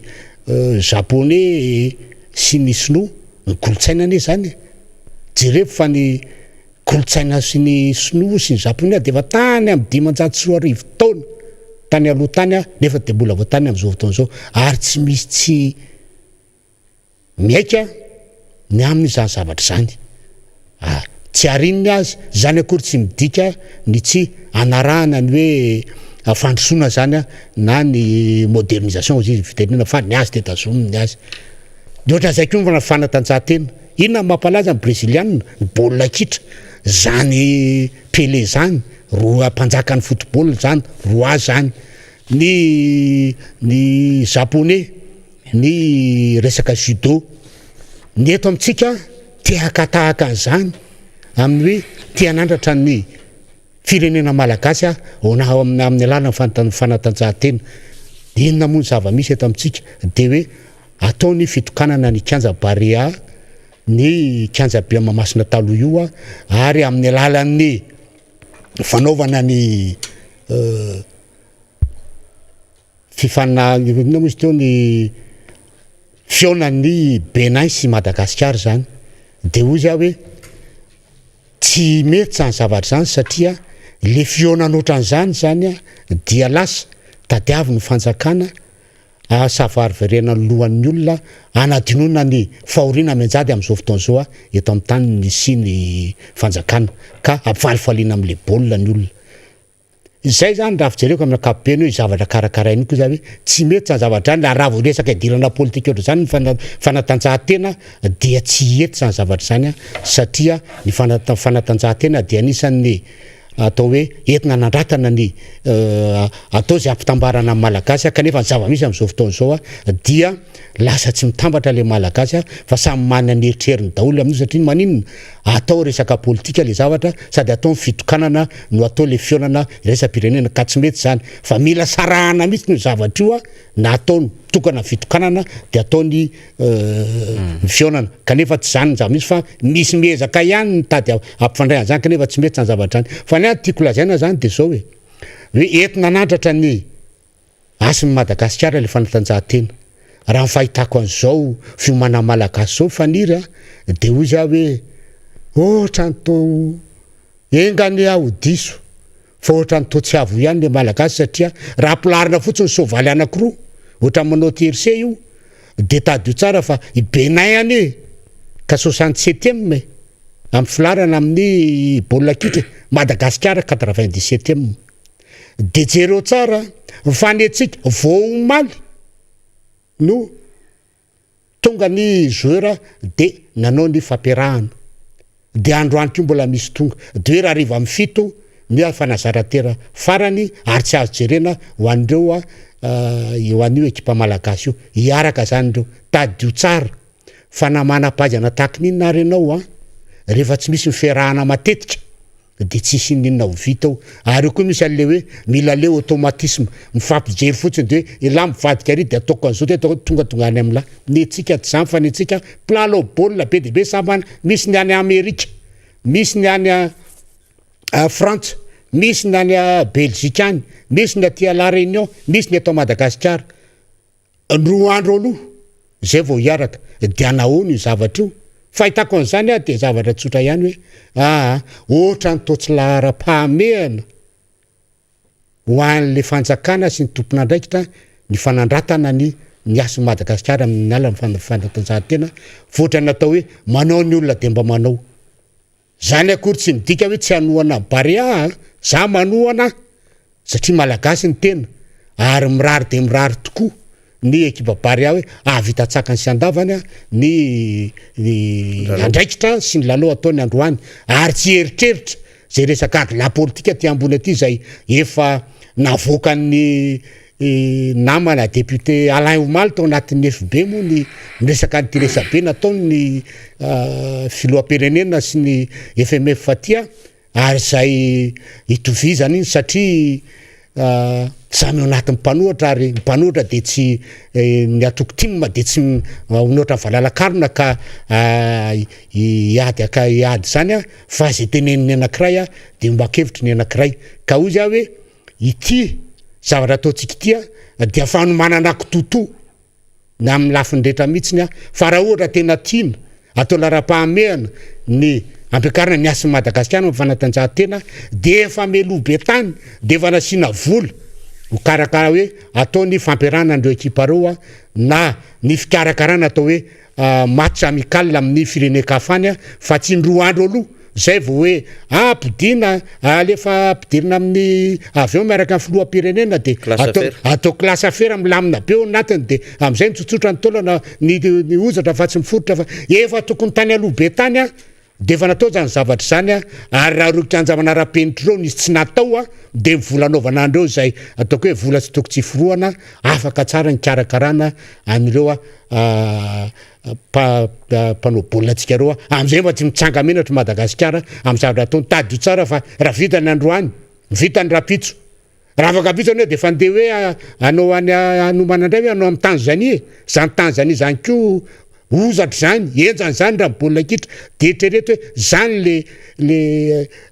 fikarakarana tao zany ka ozy hoe raha tena tiana ny mikasika an'le baolina kitra de atao araky le teny frantsay hoe ce qui veut aller loin ménage sa monture zany hoe raha tianao andeha tsara zany baolina kitra de rakarakarainao tsara ary efa de melo ianao no mikarakara ny zavatra andanina vola tsy toko tsy foroana satria niasy firenena no jerena ohatra natao tamin'ny teolotony zao ny tsara ny fikarakarana de ireny batafita tamin'iny quart de finale iny tsika inona moa olona satria efa taloha be de efa nisy ny fionana fa izao ndroa andro meloa ve de anateny isika fa hoe aresy sady araky ny teny pasteur Maïolina hoe miracle mon ami de za hoe zao tsy miteny hoe papillon noir ahako fa mpanao baolina ihany ny tena taloha tao amin'ny miaramila tao ary rehefa manao baolina zay de misy fimanana de melo mihitsiny efa bolana 5 volana de melo satria ny ekipa ny miaramila era Madagasikara miona dia mila fimanana zany satria te androbaka an'izany hoe champion tafika malagasy amin'ny baolina kitra zany ka eto zany dia oza matsy an'ny mpanao baolina kitra malagasy ny eo amin'ny barea hoe mivavaka ho anareo ary aza mieritreritra resaka politika zany eo ambony terrain fa tena manaova mafy nareo asehoy fa resaka politika zany alohan'zay ho azy zany fa nareo baolina atao mba irovanareo ampiakanareo ny asin'ny firenena malagasy amin'ny alala ny fanatanjahantena iny ary Andriamato député tonga de hiditra aminararaha-pirenena satria na dia ao anatin'izao rehetrarehetra zao ary tsika hoe baolina kitra, fivorina tany frantsa, ny etsika nataon'ny diaspora, ny raharaha gouvernemanta zay manahirana ny mijery ny sary mijery azy am'izao fotoana zao, ny savoritako anatin'ny vidim-piaina satria dia miditra ny mpianatra am'izao fotoana zao ary dia sahirana ny ray aman-dreny. Efa netony tonton ray ekstra teo zao ny zava-misy anatin'izany fidiran'ny mpianatra zany député Alain Tsimbazaha omaly de efa nitondra ihany koa hoe zao ny fiainan'ny olona any ambanivohitra any am'ty fidiran'ny mpianatra ty de toy ny voalala voatango ny voaka malagasy sahirana kanefa na izany tsy maintsy miatsika ny raharaham-pirenena de ao anatin'izany de hitantsika ny hoe any amin'ny farany volana anoany amin'ny faraparan'ny volana oktobra any dia mamarana ny mandahany ny eo anivon'ny CENI zany na ny voamera-pirenena mahaloatena momba ny fifidianana eto Madagasikara. Amin'ny mampanao politika atsika député Ramboasalama Emilia amin'ny mampanara-maso ny fiainan'ny firenentsika dia hinoko fa mba manana fomba fijery ianao amin'ity resaka CENI ity na ny voamera-pirenena mahaloatena momba ny fifidianana teto Madagasikara. Marina tokoa zany namana faniry satria raha ny fatapera-ny mandahany mpikambana amin'ny CENI izay atao hoe commission électorale nationale indépendant dia tapitra amin'ny farany volana oktobra ho avy zao. Izay hitatsika ny nataon'io CENI io fa niteraka savorivory tamin'ny fifidiana rehetra zay natao tao ary tsy tsika ny namorona fa ny lefitra voalohany tao amin'ny CENI ihany no namoaka le tsambaratelo sy le atao hoe tsy faiza miasa sy alatra be vava de ndresaka doublon sy 250 tao amin'io lisy mpifidianana io zany ka natonga ny mpitondra am'izao fotoana zao eo amin'ny fitondrana. Itsika dia voantranga zany zavatra zany tsika de fanteny hoe tsy ilainay io CENI io ary tsy miala am'izay isika ary mitaky ny fanafoanana n'io CENI io zany satria de hita tokoa fa raha am'izao zavatra iainana zao sy ndretrehitra dia tsy misy lana zany tsony raha mbola fifidianana mbola ho atao amin'ny manaraka zao de tsy misy lana zany CENI zany tsony satria io CENI io dia da hoe budgetivore zany CENI zany eo ambanin'ny fifehezan'ny ministeran'ny atany ary ny ministry ny atany tamin'ny farany teo tamin'ny andrainy andraikitra vaovao ny ministra vaovao de hoe mila fifidianana mangarahara zay miteraka olana tokoa am'izao fotoana zao ary teneniny tao mihitsy le hoe doublon ka raha ny CENI dia tsy misy ilana tsony ny atao hoe fitsangana zany CENI zany ary ny fanaovana décret vaovao momba ny fiasan'ny CENI manaraka satria aloha zava ny resaka fa ilay décret 2015 izay momba ny fiasan'ny CENI am'izao fotoana zao dia tsy azo ikena amin'ny fiasan'ny CENI manaraka ary tsy manandanja tsy manana lanjany am'izany fiasan'ny CENI manaraka zany. Mampisavorivory ny fiainam-bahoaka ho iaho satria tao daholo ny voan'ny olana rehetra ary tao no mahatonga ny firenena tahaka zao satria any amin'ny olona tsy tokony hitondra ny firenena nitondra ny firenena no natao ny CENI no misiny ny doublon any amin'ny olona miteraka misavorivory tsy filaminany samy malagasy mampiadiny malagasy no hipetrahan'ny olana ao amin'ny CENI satria tao no nahitana an'ireny lisy mpifidianana tsy mandeha am'izay izy reny tao no nahitana an'ireny atao hoe karapanondro olona anankiray manana karapanondro telo ary birao fifidianana telo ka inona mbola ilana an'izany indray ary eto ane de mazava mihitsy ny teninga lehibe any CENI am'izao fotoana zao CENI am'izao fotoana zao fa hoe raha tena tiana angarahara amin'ny fifidianana dia tsy maintsy atao lista biometrika liste électorale. Raha tena tiana angarahara amin'ny fifidianana dia tsy maintsy atao carte biometrika carte d'identité nationale. Ary raha tena tiana angarahara amin'ny fifidianana dia carte électorale koa dia tsy maintsy atao biometrika. Fotoana zao mbola afahana manao zavatra zany satria ny fifidianana manaraka raha izy dia amin'ny taona 2024 zany hoe mbola manana eo amin'ny rotonao zany tsika ikarakarana andreo zavatra telo reo zay zavatra takin'ny mpanohatra de ny liste électorale biométrique carte d'identité nationale biométrique ary ny carte électorale biométrique. Ary ny raha tsy diso any fanjakana ty de nahazo vola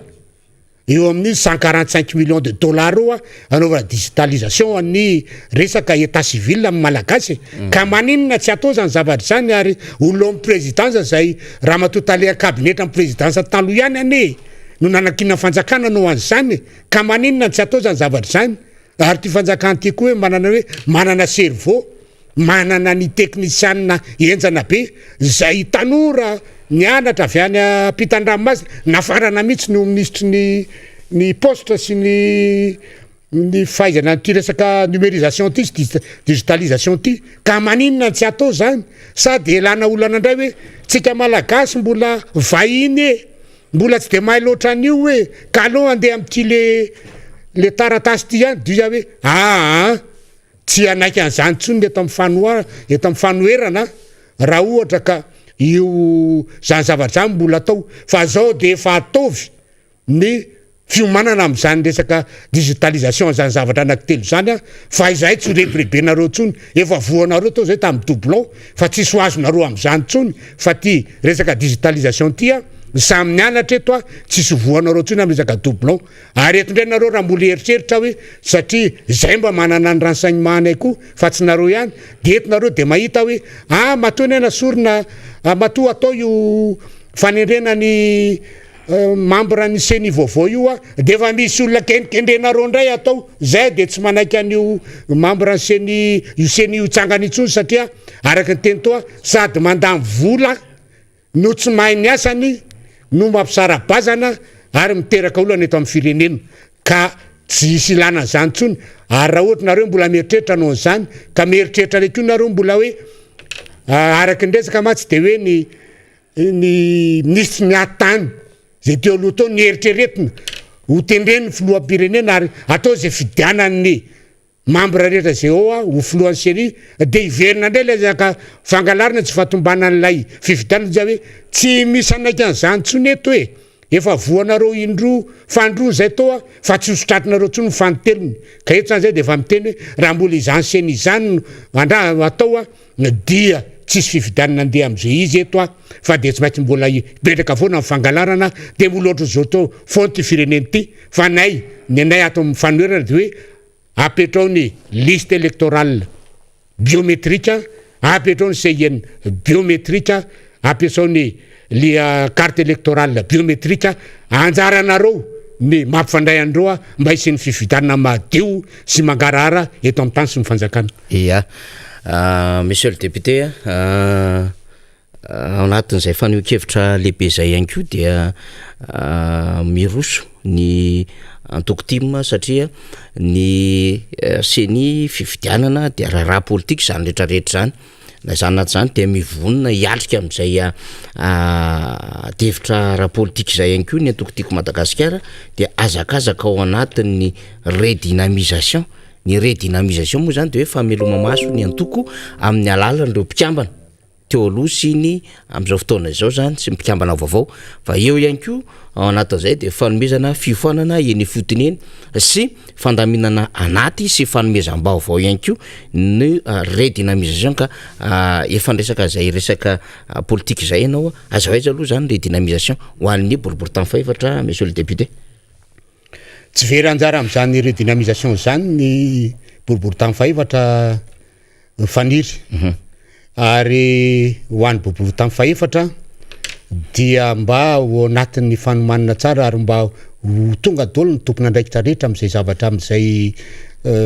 redynamisation zay satria tsy vitany hoe redynamisation fotsiny hoe fameloma maso fa ao koa zany ny tena isinony atao hoe karazana fampivanana ireo mpikambana amin'ny atoko timma satria tsy afenonanao fa tamin'ny boribory tamy faefatra zany raha candidat fito ny toary evantenaiky moa zay fa ho averika eo tiany raha candidat fito no latsaka ho solomavamboaka atao de ny dimy tam'izay dia atao anatin'ny atoko timma dafolo no ny voaka tsy fanomezantsiny zany satria samy te andray andraikitra odoly amin'ny fanatsarana ny distrika sy ny atoko timma kanefa moa tsy maintsy anankiray any lany dia ny tenako moa zany ka tam'izay fotoan'izay no nisy ny atao hoe tsy fitovikevitra zay lasa atao hoe samy manina ny oloko azy zany ka de zay indrindra no isiny le redynamisation ary isiny ny fampivanana ka hoan'ny atokony hoan'ny boribory tamy faefatra zany dia ao amin'ny espace gold itoy eo Anosy-Be voalohany zany no atao io amin'ny faraiky amby folo ny volana septambra manomboka amin'ny ray sasany tolakandro zany ho avy eo ny bureau politika anatrika izany ary hitondra ny fanazavana rehetra momba an'io redynamisation io zay atao hoe isiny fiofanana ho an'ireo mpikambana rehetra ao anatin'ny bureau ny foko-timma sy ny distimma amin'ny distrika zany eo moa zany no ahitanao ny resa hoe ny jeune timma ny femme timma ny conseillers municipaux ary ny foko-timma zany sy ny membre ny distimma ao anatin'ny distrika amin'ny boribory tamy faefatra ny mpikambana ozy dia hofanina am'izany satria araky ny tenenky teo hoe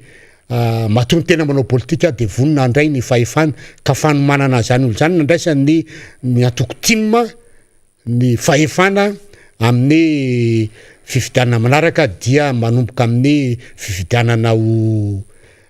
be ny tanàna amin'ny 324 zany ny filohan'ny republika amin'ny 324 ary ny solomavamboaka amin'ny 424 ka eto zany dia entanina zany reo tompona andraikitra rehetra eny amin'ny fokotany eny amin'ny foko-timma zay voatanisa tao amonjy an'izany redynamisation zany zany fifanana zany ny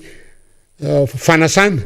dia efa ho tonga eny ary apetraka eny amin'ny foko-timma zay ame azy zany ho an'ny tompona andraikitra tsirairay ary ho hitanareo koa zany fanetanana ny am'izany redynamisation zany ao amin'ny FB amin'ny compte boribory tamy faefatra official zany sy amin'ny compte-ny jeune timma boribory tamy faefatra am'izay redynamisation zay de manaroatra kely no miresaka zany fa amin'ny sabotsy fa efatra my volana septambra ho avy izao no anatanterahana ho an'ny distrika Navaratrano fa commune Ambohimangakely eny amin'ny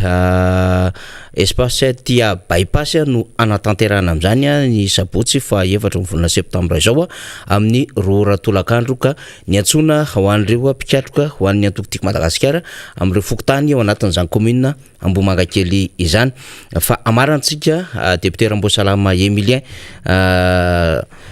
ny tontolo fandripahalemana angamba mba tsara sy naresaka kely ihany satria ianao moa dia anisany nanana andraikitra lehibe eo amin'ny sehatra nasionaly mihitsy satria dia anisany larana faharoa teo anivon'ny tafika malagasy ianao tamin'ny fitondran'ny Filoha Marc Ravalomanana ary malala tsara ity tontolo fandripahalemana ity mbola betsaka no mikakaiky amin'izao fotoana izao na eny anivon'ny fokotany na ny commune na district indrindraindrindra ireo tany izay sarodalana sy lavitra fitondram-panjakana rehefa miteny fitondram-panjakana tsika dia anisan'izany ihany koa ny mpitandro ny filaminana sy ireo fitondrana foibe zany zay mila mitsiditsidika ihany amin'ireny toerana ireny aza ho aiza no azo resana any amin'izay Andriamatoa Solomavamboaka tena mahavalalana faniry ny fipetraka ny tsy fandripahalemana amin'izao fotoana izao na ny eto andrenivohitra na ny tontolo ambanivohitra ary tato ato zay de tena ny sesy mihitsiny satria raha tsy teny fotsiny any zavatra nitranga tany fianarantsoa zay tena nampalahelo tokoa satria dia namoizana mpanao gazety anakiroa tsy ampiray vola anakory ny zavatra nitranga tao Andilamena zay tao hoe mbola hoetiny namana eto moa ny momba an'izy io satria tena feno abibina mihitsy ny zavatra mitranga am'izao fotoana zao ary rehefa tena dinihana le izy dia hoy za hoe tena vokatry le fantrana lalina mahazo an'le vahoaka malagasy ny mahatonga an'le tsy fandriam-pahalemana ateraka an'le tsy fananana asa zay miteraka koa zany lonolono sy disadisa eo amin'ny fiarahamonina ka rehefa tena dinihana le izy dia hoy hoe tsy afaka am'izao ny fitondrana foibe niny nataony satria ary zareo ny eo amin'ny fitondrana am'izao fotoana zao tiako tenena am'izay de voalohany tompona andraikitra ny ministera ny atany inona ny antony de zavatra tsotra ny ministera ny atany no tokony ampanao fifidianana ny sefim-pokotany ny sefim-pokotany am'izao ane ka sefim-pokotany tenitendrena fatany fotsiny zany hoe tsy mahafantatra akory hoe inona tenasan' zany sefim-pokotany zany tsy sarotiny akory amy zavatra ataony ary tsy saro-piaro am'le asany de meko aminao faniry fa ny sefim-pokotany zany de manana didy-goavana be zany mitaiza ny vahoaka mijery eny amin'ny fiarahamonina eny kanefa am'izao fotoana zao aiza misy sefim-pokotany raha nahita ianao ka hoe sefim-pokotany anao fivorim-be pokon'olona tsy misy zany tsy misy kanefa amin'ireny fotoana ireny amin'ny anaovana an'ireny fivorim-be pokon'olona reny no ananarana ny fokon'olona itenenina ny zava-misy ary amelabelarana hoe zao ny rafi-piarahamonina misy eto amintsika eto tsy misy an'izany am'izao fotoana zao anika samy makao azy ny olona tsy misy zavatra fantatry ny olona miseho amin'ny tanàna tsy misy rafi-pampandrosoana matipaika sy ana amin'ny vahoaka fa dia mandeha azy am'izao fotsiny ary lehibe amin'ny fokotany am'izao fotoana zao sefim-pokotany am'izao fotoana zao de toy le sefim-pokotany tsy refesy mandidy satria no tendrena dia zara raha miaino ny feo an'ny vahoaka ka io tenenako hoe tompona andraikitra am'izany ny ministera ny atany ary tokony hojereny akaiky satria zany hoe aty tany zany de anazy ny manomboka amin'ny faritany ka hatrany amin'ny fokotany ao anatin'izay no mitranga no ny tsy fandriam-pahalemana ka tompona andraikitra tsy afaka am'izany izy ary tokony heritreritra izy de zao hoe ahoana ny ijerena an'ity satria tsy misy tsy mikakaika na any amin'ny tontolo ambany vohatra na ty am'ireny vohatra ary tadio tsara fa aty amin'ny fokotany miainga ny zavadrehetra ka rehefa tsy misy zany fandriam-pahalemana zany dia tsy milamina ny tany sy mifanjakana tompona andraikitra izy faharoa manarak'izay tsy afa-miala am'izany koa ny ministera ny filaminana anatiny zay atao hoe mampiasa an'ireo polisy pirenena reo polisy pirenena roa tsy atao anao hoe défilé de mode eny amin'ny arabe fotsiny fa mahafilaminana anatiny zay de tokony andeha amin'ny elakelan-trano anao ny renseignement inona zava-misy eny amin'ny elakelan-trano rehetrarehetrany inona zava-misy eny amin'ny rafi-piarahamonina fa raha ny fahitana ny zava-misy am'izao fotoana zao dia fahala mitsika siffle manao circulation eny amin'ny atao hoe boulevard na arabe reny ny polisy fa zany atao hoe mission de proximité police de proximité any anelakelan-trano any mijery ny fiainan'ny vahoaka any anelakelan-trano any satria any ny tena misy ny tena atao hoe jiola sy mimpamon'olona na mifoanarongony na mifanolanana na mifanendahana na fitsindromana drogue zay fa mazava am'izao fotoana zao tsisy tsindrona drogue mihitsy neny amin'ny arabe ary za tsisy olonan'olana mihitsy neny amin'ny boulevard fa any tompona andraikitra am'izany ary tsy afaka am'izany ny ministera ny filaminana anatiny manarak'izay koa dia ny tsy afaka am'izany koa ny secrétariat d'état amin'ny gendarmerie izay miandraikitra ny tontolo ambany vohatra efa tenenina foana hoe io tsika tokony anticiper rehefa mianticiper zany de tsy ilaina mipetraka amin'ny toerana anankiray fa mila atao hoe occupation spatiale du terrain zany hoe ilaina mandeha ary manao compagnie tournante raha ilainy zany satria arakaraka ny fandehananao andy no mahatonga ny mpanao ratsy matahotra satria vao miala ianao dia tonga indray solony de tsy afaka manao n'inona zany kanefa tsy zany ny zava-misy fa ny antsika de miandry antsona amin'ny telefona arahatsona amin'ny telefona tonga fa misy zao ny olona nefa manana mahazo adindray adindroe fa laza efa tsy hitantsony na nentsika aza ny lika koa zavatra mbola hoentina amin'ny tomobile mbola afaka adiny firy vao tonga raha nentsika ny hélicoptère sy ndretrarehetra ny olona efa manana fotoana lavitra be ny mpangalatra dia mila jerena zany le paquet hoe tsy izy tsony ary tokony ho jerena akaika mila ovana fa tsy mandeha amin'ny resaka routine amin'izao fotoana izao izay fahitako azy resaka travail de routine de manarak'izay ara tsy afaka miala amin'izay koa ny ministère amin'ny fitsarana inona ny antony de ohatra mampime andy ny didy fitsarana voaka ho an'ireny olona totakely sy mpanao ratsy reny satria raha mihaino feo an'ny olona kaikaiky an'ny olona hoe olona namono zanaka izao olona nametaveta ny zanakay zao nanonona ny zanakay na nangalatra ny fananay namono olona afaka moramora amin'izao fotsiny tsy ela inona ny zavatra sanga tany abetroka olona migadra mandrabafaty zay tsy kombakomba atao ny nino izy teo ny mpitsara sy ny mpiandrigadra tsoka le olona lasa nandeha zany zavatra zany zany hoe reo département anakefatra reo zany de tsy afabela amin'ny zavatra mitranga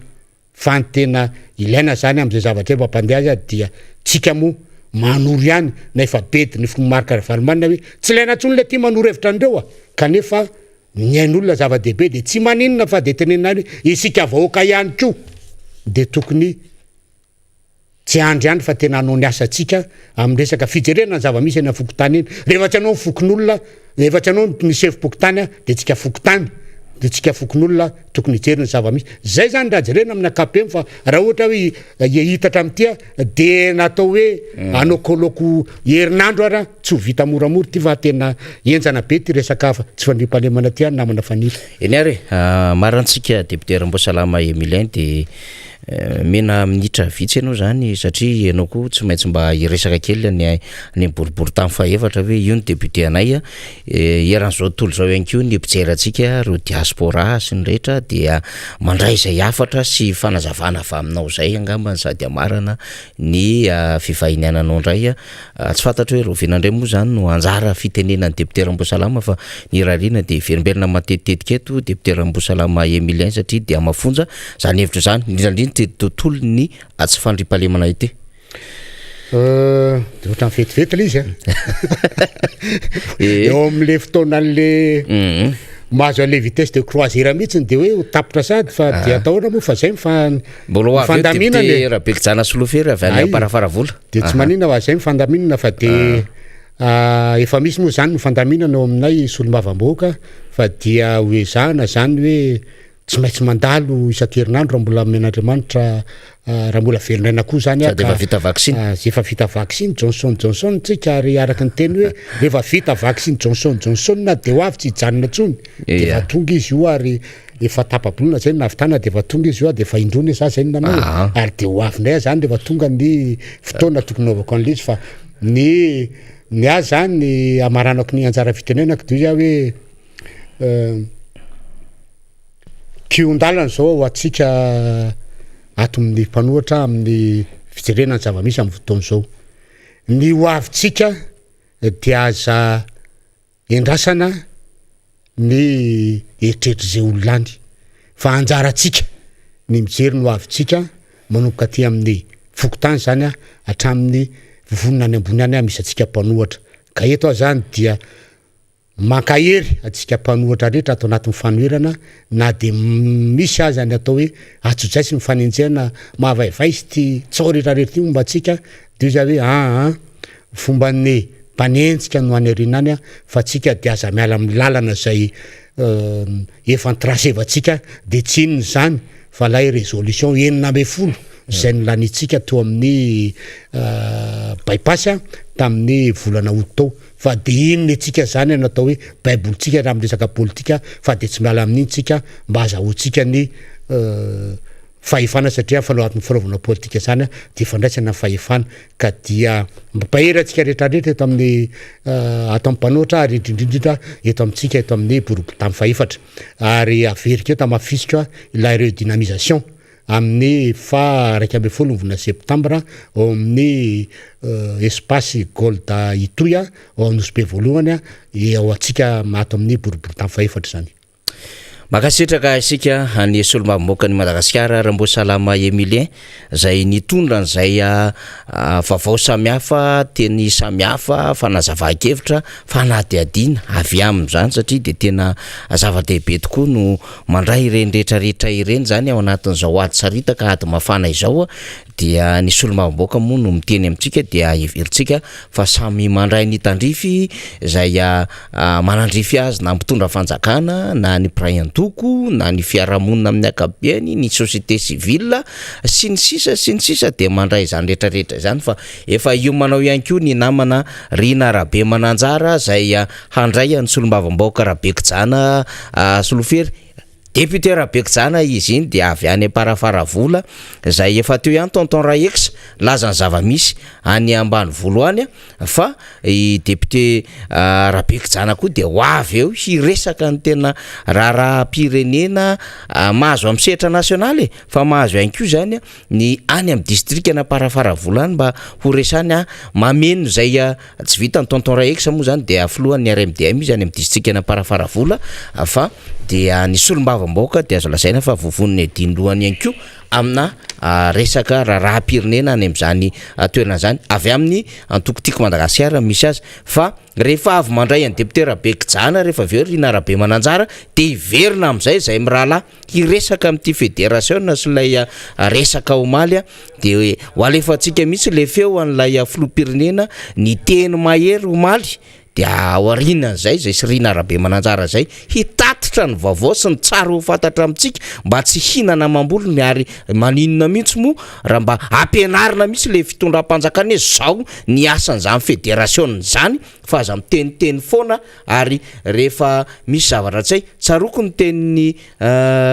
député fetra teto rehefa mba nanao tatitra izy vahiny teto hoe nafinaritra ozy izy ny tenina ministra revo nahazo fanjakan'izay zany vao tonga teo amin'ny toerana de hoe zavatra hay de tena atao fa ny zavatra hay tsy mamenatra mihitsy manontany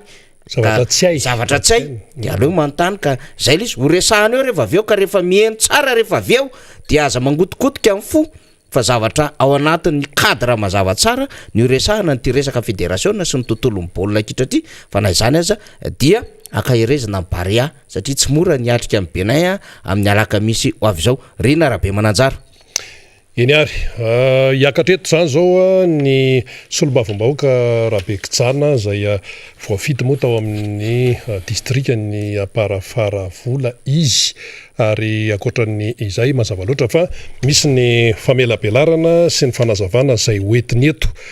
amin'ny madéputé azy aloha zany zao de tsy maintsy resaka izy ny momba ny fivorin'ny solombavamboaka satria raha ny tety andro zany isataona de volana oktobra ny solombavamboaka no hiatrika fivorina tapitra amin'ny volana aogositra raha pitsy efa septambra eo amin'ny ray volana mahery kely eo zany sisa dia hiditra amin'ny fivorin'ny solombavamboaka zany de raha vao zay hoe volana oktobra loi des finances de ohatran'ny manodidididiny hoe loi des finances de ahoana zany sy ny sisa faly miarabanao aloha député Rabekijana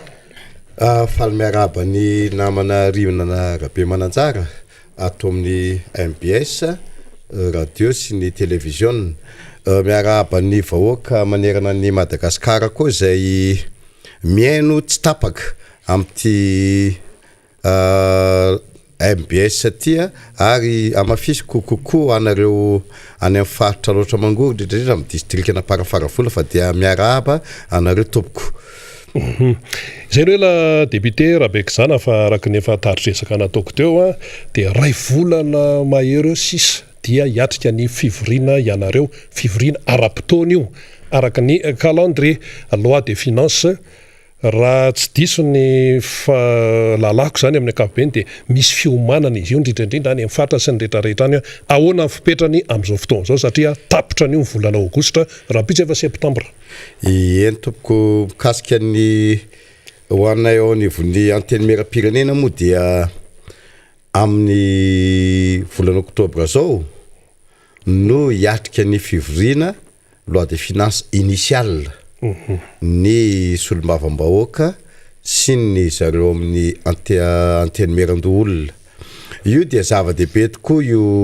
loi de finance io satria miankina amin'io ny ainam-pirenena. Zay indrindra. Ary raha ny fampandrosoana dradradradrain'ny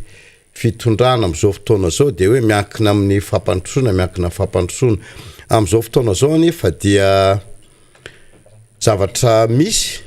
dia mbola tsy misy zavatra tomombana. Ny any amin'ny faritra sy ny any amin'ireo commune reo. Raha ny tena tokony ho izy, izany hoe hiomana ny loi de finance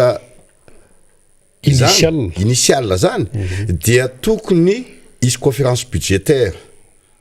au niveau ny régional. Ary rehefa mampiantso sahady izareo direction régionale ny budget, efa tokony ampiantso andreo ben'ny tanàna reo. Ijereny hoe inona ny zavatra fampandrosoana tianareo atao au niveau ny commune zay endraketanareo any amin'ireo ben'ny tanàna reo. Nefa hatramin'izao dia mbola tsy misy zay. Tonga any amin'ny mahazo andreo tsirikevitra avy any amin'ireo commune reo ny ao amin'ny ministère, dia zay vao tokony hisy fanambarana an'iny au niveau régional, dia miantso anay député sy miantso andreo directeur régionaux rehetrarehetra ary ny ao amin'ny gouvernorat sy ny préfecture, ny ao amin'ny ministère ny budget, au ministère finance au niveau régional. Zay ny antsoina hoe conférence budgétaire régionale. Am'izao fotoana zao nefa efa ray volana sisa. Rapitso efa septembre. Efa septembre. Any amin'ny volana oktobra zany no session budgétaire vola initiale mihitsy. Ka io ny tokony ho jeren'zareo ministre vaovao moa zao ny ao amin'ny finance, ka dia ho hita indray ny atolotry ny ramatokely ministre iny fa ny zavatra teo moa dia isika ato amin'ny député ny team mihitsy no manisy remarque tam'le ministre teo iny satria tsy nandeha araky ny zelony ny zavatra nisy teo. Mba tsy tantara fotsiny hoe isy fivoriana ary ny tenako dia membre ny commission ny finance mihitsy, tsy mbola efa 3 andro meloa amin'ny validation ny le lalàna tam'le teo vao tonga ny document rehetra. Savie zany le député zany tsy afaka mihitsy hoe mijery. Zay mahatonga ny tsikera io matetika amin'ny resaka budget io. Satria raha tokony ho izy tokony hoe vao 15 andro meloa na 20 andro meloa efa tokony any amin'le député ny document rehetra. De mandritra zay zany izahay mandinika tsara hoe manahoana fandehan'io loi de finance initiale io. Fa le teo 3 andro fotsiny. 3 andro fotsiny de efa le izy boky be ohatra. Boky be, boky firy, page firy. Tsy manam-potoana le solombavambahoaka andinina zay zavatra moa zay ao amin'antony membre commission finance dia tsisy fotoana anaovana zay. Zay mahatonga an'io izahay zany miteny foana fa io moa lany foana le lalàna, dia zay no mahatonga an'io tsy mandeha ngely zavatra io. Zay ny remarque nataony tamin'ny ministre taloka eto dia miteny amin'ny ministre vaovao satria olom-baovao ianareo na dia efa atao ary na dia avy secrétaire général atao ary raha matoa ministre amin'izao fotoana zao efa tokony hafantatra ary mahita ny fay, mahita ny zavatra tsy nety tao. Ka dia zay namana rina ny tena remarque hita ary ampatsahivina andreo mpiasan'ny finance, technicien finance sy anareo any amin'ny préfectorat any mpiasan'ny finance any amin'ny régional tokony jerenareo akaiky hoe ahoana no anaovana an'io conférence budgétaire 2022 amin'ny initiale io. Fa raha tokony zany efa tokony ao anatiny efa tokony manao mihitsy izahay zao, tokony efa mijery an'izay zareo andro zao. De tokony satria manko ny fandehan'izy io na de tsy misy ary le conseil régional satria raha tokony izy tokony séparé anakiro zany ny zay fitondra any amin'ny région de misy zareo exécutif au niveau régional de misy ny organe délibérant ao anatiny de conseil régional nefa moa ny solombavam-bahoaka de membre d'office ao anivon'ny conseil régional ka de normal be raha ohatra ka tokony efa sady izahay efa manipresaka amindreo ratsa mangaiky amin'ny fitondrana any amin'ny région reo. Resaka any amin'ny fatra isika aparafaravola tsy afaka ialana mihitsy ny resaka hoe fambolena sy ny sisa ny resaka tantsaha fa ny manana amin'ny fambolena ho antaniko anao indray satria mbola maheno foana izay fitaraina na avy any maheno hoe tena sahirana zay amin'le fiomanana amin'le fambolena zezika lakandrano masomboly sisa de fa ahoana ihany. Tsara fipetraka zay fanontanianao zay namanarina. Ny olona iray rehefa hitondra na iomena andraikitra aka andraikitra tokony miomana hoe raha za ho lasa directeur régional na za ho lasa ministre de inona ny zavatra ataoko milo efa fiomanana am'izao fotoana zao dia volana oktobra efa tena ao anatin'ny taopambolena 2021-2022 zany hoe efa tokony vonina daholo zany ny pitsopitsony rehetrarehetra entina miatrika an'izay ohatra ny resaka semence resaka intrant zezika na biolojika io zany na chimique ny resaka fitaovana rehetrarehetra ho an'ireo tantsaha ny sarety ny omby ny kubota ny tracteur moto ny fitaovana rehetrarehetra ny resaka fijerena ny lakan-drano am'izao fotoana zao ny fotoana tokony idinan'ireo mpiasa ministera reo ary zay nge namanarina ny tena mahatonga amin'ny teny tamin'ny ministre Lucien teo hoe mialanao rehefa tsy asa tonga de zay mihitsy ny tenenao zay mihitsy ny tenenako ary tena tsy misitrika mihitsy manabaribaga zany io ministre ny fambolena sy ny fiompiana io tsy mahay ny asany io ary tsy mahavita ny asany io kanjo moa ka tsy fantatro na hoe zay tokoa ny noho ny jeren'ny filoham-pirenena sy ny premier ministre zay no natonga azy ny ala na hoe ahoana fa tena tsy nanao ny asany izy teo Pakako mo miankina amin'le ministre rehetra fa zao miankina amina technicienne sy ka zay no mahatonga anao hatrany amin'ny loi de finance nge ho jerena daholo satria misy rubrique ao any amin'ny ministère-ny loi de finance ao ministère-ny fambolena sy ny fiompiana ary ny jono ka raha vao tsy zao zareo ny mandanina mijery zay de tena tsy mety fa président Ravalomanina de tena matetika mihitsy miteny aminay solombavam-bahoaka nareo aza manitsy andreo aza manorotorohevitra andreo nefa eo ihany amin'ny citoyen tena eo ihany le fitiavana le tanindrazana de tsy maintsy misy tsirikevitra ihany ao aminao hoe anoro andreo mpanatanteraka reo ka izy le hoe tenenina ihany va anarina ihany tenenina foana fa de fimpiro zay tenenina zay zao efa miteny satria le Madagasikara hitambarana iraisana zao efa miteny ho anareo mo ministère-ny agriculture tena teneniko misy ty zao tokony efa manomana ianareo ny taopambolena 2021-2022 jere tokony jerenareo daholo ny zavatra rehetrarehetra pitsopitsony rehetrarehetra zao nareo efa tokony mitady vola tady financement hoe aizany vola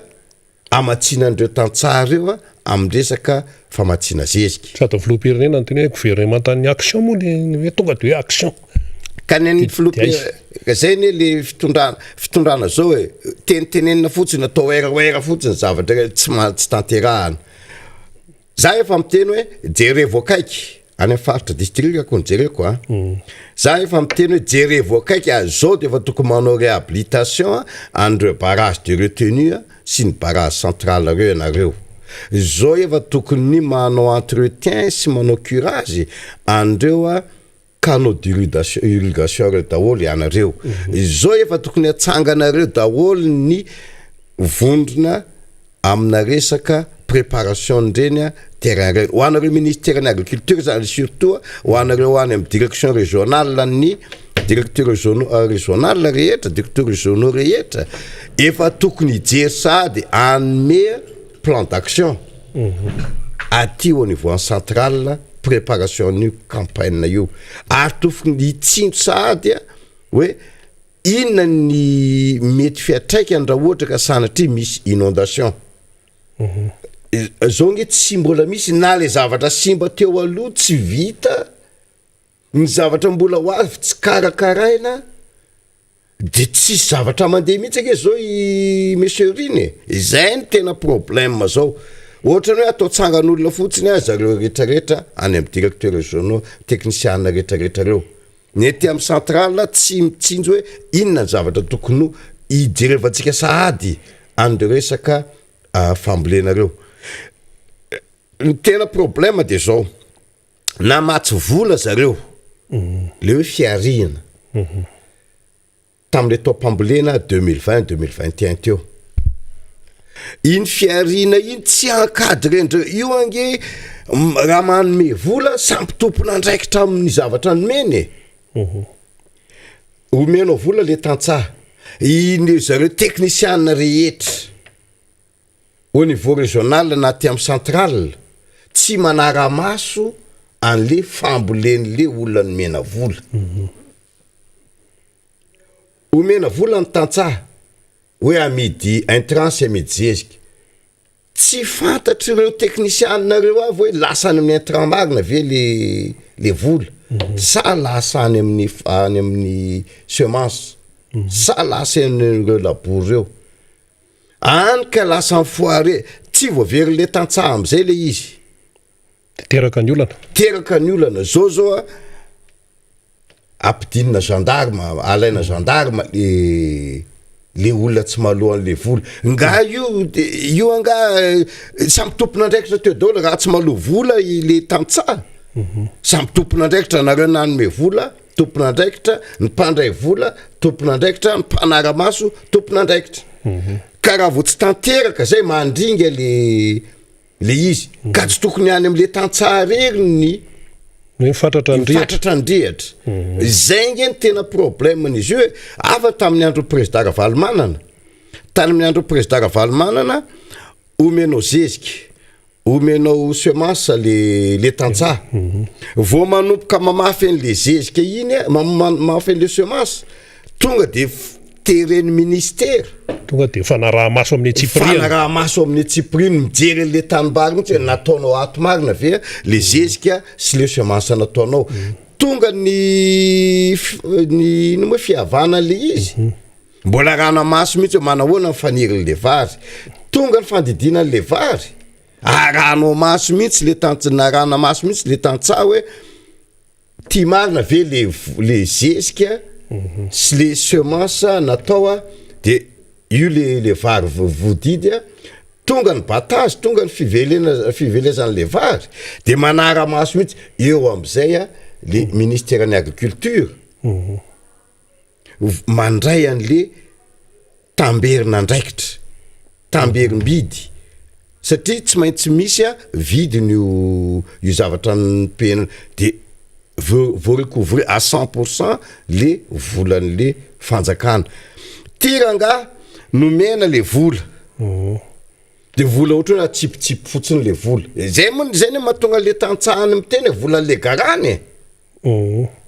tsy avery le vola ka zary mifanarama tsisy conscientisation mihitsy zany makany am'le tantsaha hoe apatsaivo le technicien dikan'izany ve tehiteny monsieur le député tonga de tsy fahaiza mitatrana tsy fahaiza zay mahatonga miteny ministre teo aloha foany hoe miala anao rehefa tsy asa fa tsy hainy mihitsy le asany ka tonga ndray ty ministre vaovao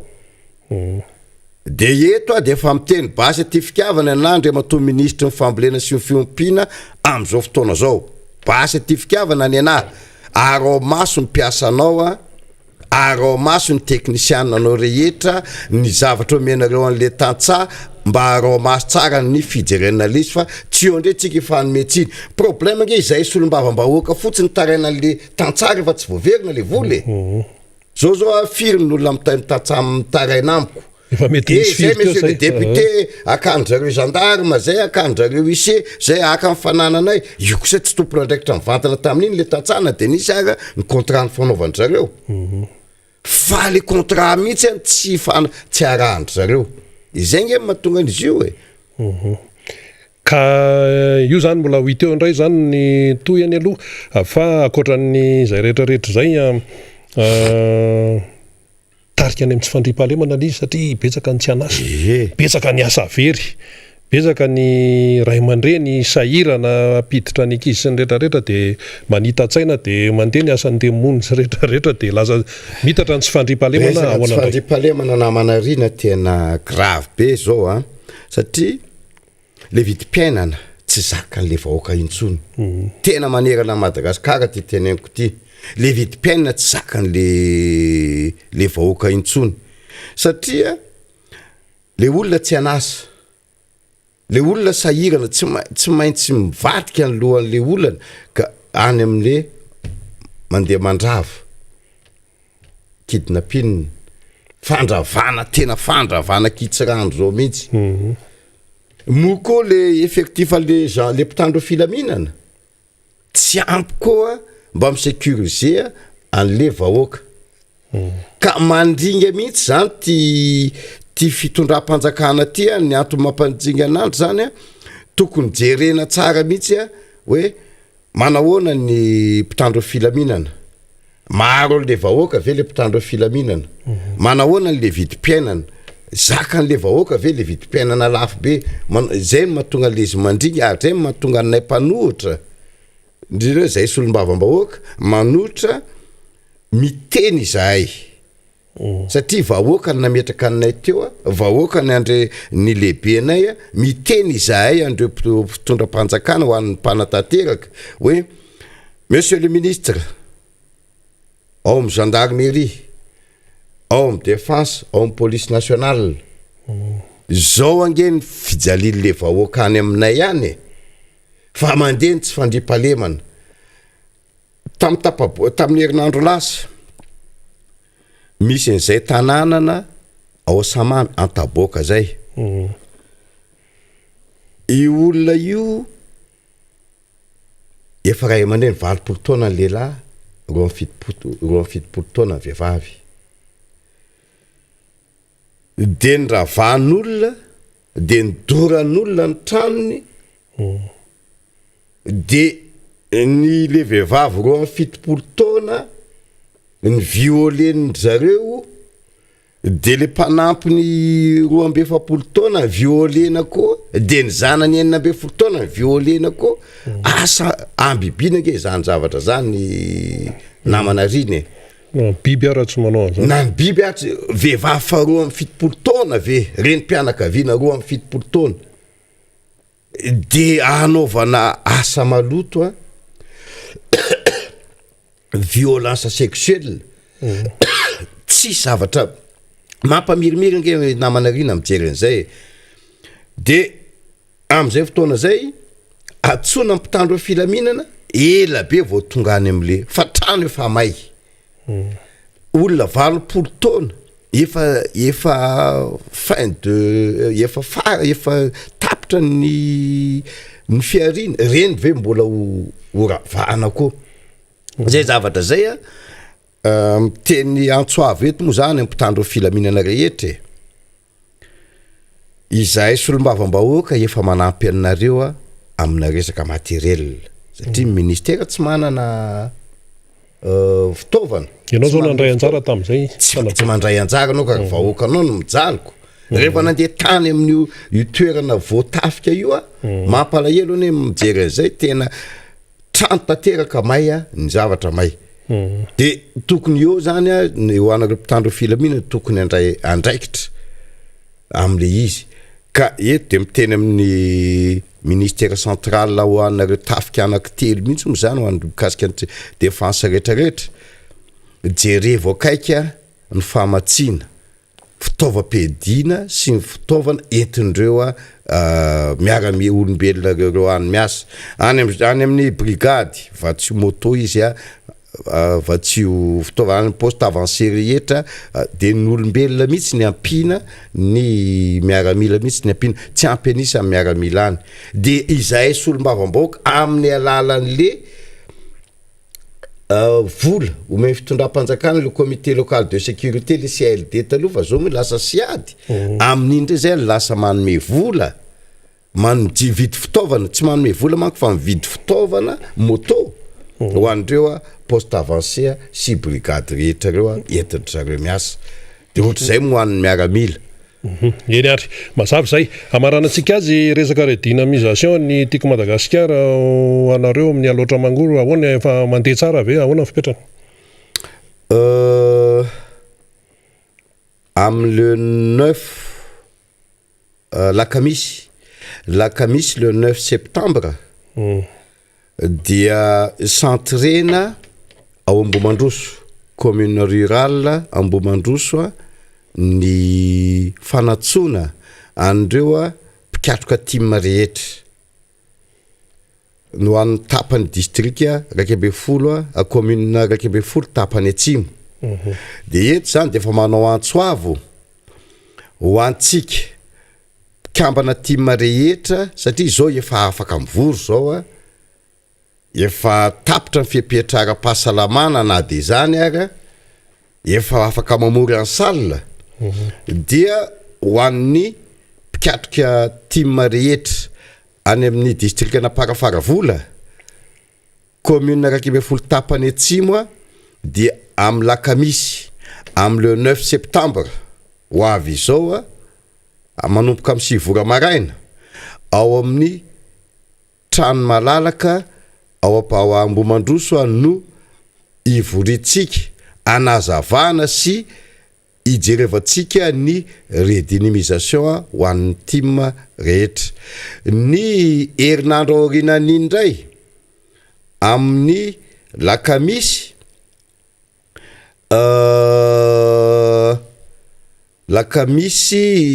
16 septembre indray dia ao amin'ny tranony solombavam-bahoaka Rabekijana Solofiery ao Andranobe ny commune tapany avaratra rehetra ka de atsona isika mpikatroka tim anomanantsika ny fananganana ny foko tim ny 10 tim ny comp tim de io no andravonantsika sy pakady rehetrarehetra anaovana ny redynamisation ny tim ka eto dia manao antsoavy zany ho an'ny mpikatroka tim rehetra any amin'ny district Naparafaravola averiko indray mandeha ny lakamisy 9 septembre ao Ambomandroso commune rurale Ambomandroso ny lakamisy 16 septembre ao amin'ny commune rurale Andranobe de atsona zany isika namana mpikatroka tim rehetra fa anomboka ny redynamisation any amin'ny district Naparafaravola eny ary feno de feno zay fanazavana ny etin'ny député Rabekijana izay ary dia isorana be deabe anao mitondra an'izay fanazavana maro lafy izay mbola mitoetrany ny fandarantsika miditra amin'ny tapany farany zany zao tsika dia miakatra eto indray ny namana faniry ary zay sy namana faniry moa zany no marana amin'ny tapany farany amin'ity fandarany fa de isorana ny solombavam-bahoaka Rabekijana melohan'ny amaranako le ty tapany faharoa androany ty dia resaka kely ny carrière satria men'Andriamanitra fahasoavana ny district Naparafaravola misy ny carrière vao nisokatra indray ao am'le atsona be masoandro commune rurale Amboavory ka eto dia miteny ao nivon'ny fitondram-panjakana indrindra ao ministère mine sy any amin'ny au niveau amin'ny préfecture sy ny gouverneur indrindrandrindra ho anareo tompon'andraikitra amin'ny commune sy ny district aza vela raviravin'olona nia ny arenakibony tantsika jerevo ny redefense minière jerevo ny redevabilité zany hoe zay ampaso ny commune ny fokotany didrindra ny district izay misy andreo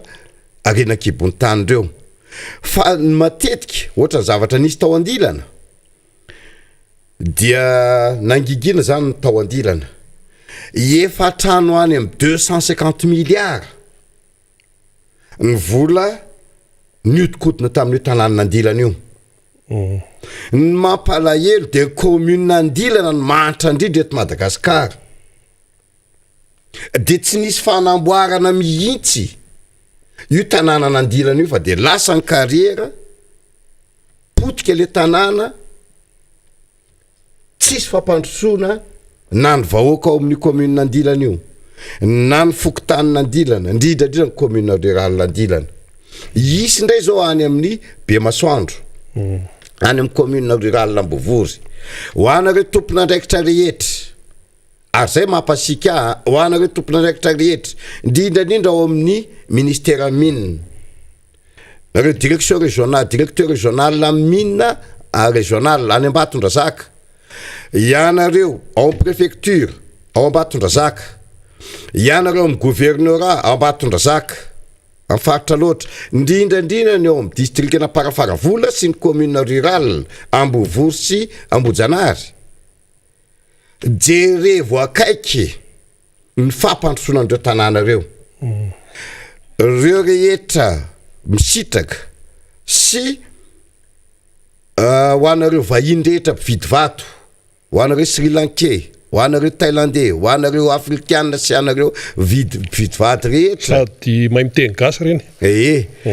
jerevo ho anareo ao amin'ny polisy sy ho anareo amin'ny district fijerena ny papier-ndreo passeport-ndreo mpividy vato reo fa clandestin daholo reo mpividy vato reo ka ho an'izay de potika le fananana potika le arena potika le commune sy le district ka dia avio az amateur ho anareo tompon'andraikitra rehetra ara-panjakana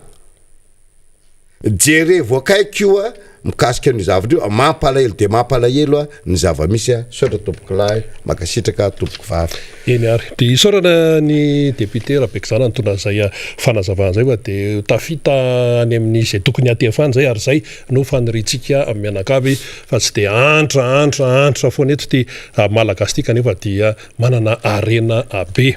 mito ihany ny fandarantsika ao anatin'izay miara-manondra izay dia iresaka baolina kitra amin'izay tsika satria mafana izy io amin'izao fotoana zao mafana moa hoe mafana hoana sa hoe nafanaina sa hoe nafana ho azy fa de ho hitantsika ao amin'ny fanadihadiana maro samihafa efa eto namana faniry de hiaraka eto zay mirahalahy iresaka nyity resaka baolina kitra ity faniry misaotra ny solombavamboaka Rabekizana soloferintsika zay nitondra zay fanazavana maromaro avany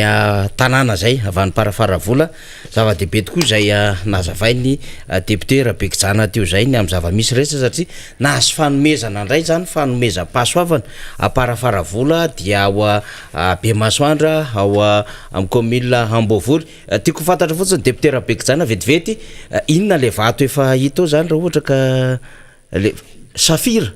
indray zany zay indray zany tena vaovao goava mbe mihitsiny zany any amin'ny commune rurale Ambovory Bemasoandro no vato zay Bemasoandro no tena misy an'izany carrière zany ary dia safira ny vato hitao araka ny teniny député Rabekizana zay nge ny teneninay foana tamintsika hoe manakarenty Madagasikara ty ary manana spécificité reo région samihafa ary tsy misy antony tokony ampahantra ny ty Madagasikara ty raha ohatra ka ny arena zay efa nanantsika zany no resahana fa izy moa indraindray matetika ataon'ny sasany tantely afadrakotra ny arenantsika eto Madagasikara dia lasany tompony mangatakatonytsika dia rehefa tompo mangatakatonytsika tonga miteny deputera Bekojana teo hoe manao zay daniny kibony reo rehetra zay mandeha mividy vato reo sampana rehetrarehetra zay mahita hoe vakibalina ndray safira any am'izany toerana izany zany kanefa lasa tsy misy am'ilay redevance andresana teo dia inona ny zavatra mitranga dia lasa miteraka fahatyantoka sy fahampitehana ao anatin'ilay tanàna zany rehetrarehetra izany fa am'izao tsika miteny zao de mandeha ny redynamisation ny fameloma maso zany ny antoko tiako Madagasikara etsy amin'ny boribory tany faharoa zany boribory tany faharoa zany de misy antsolo-mamoaka ny Madagasikara Andriamatoa Andrenarisosy Stanislas na Rastany eny avokoa ny bureau politika ary dia hipoka mihitsy nireo mpikatroka tiako Madagasikara amty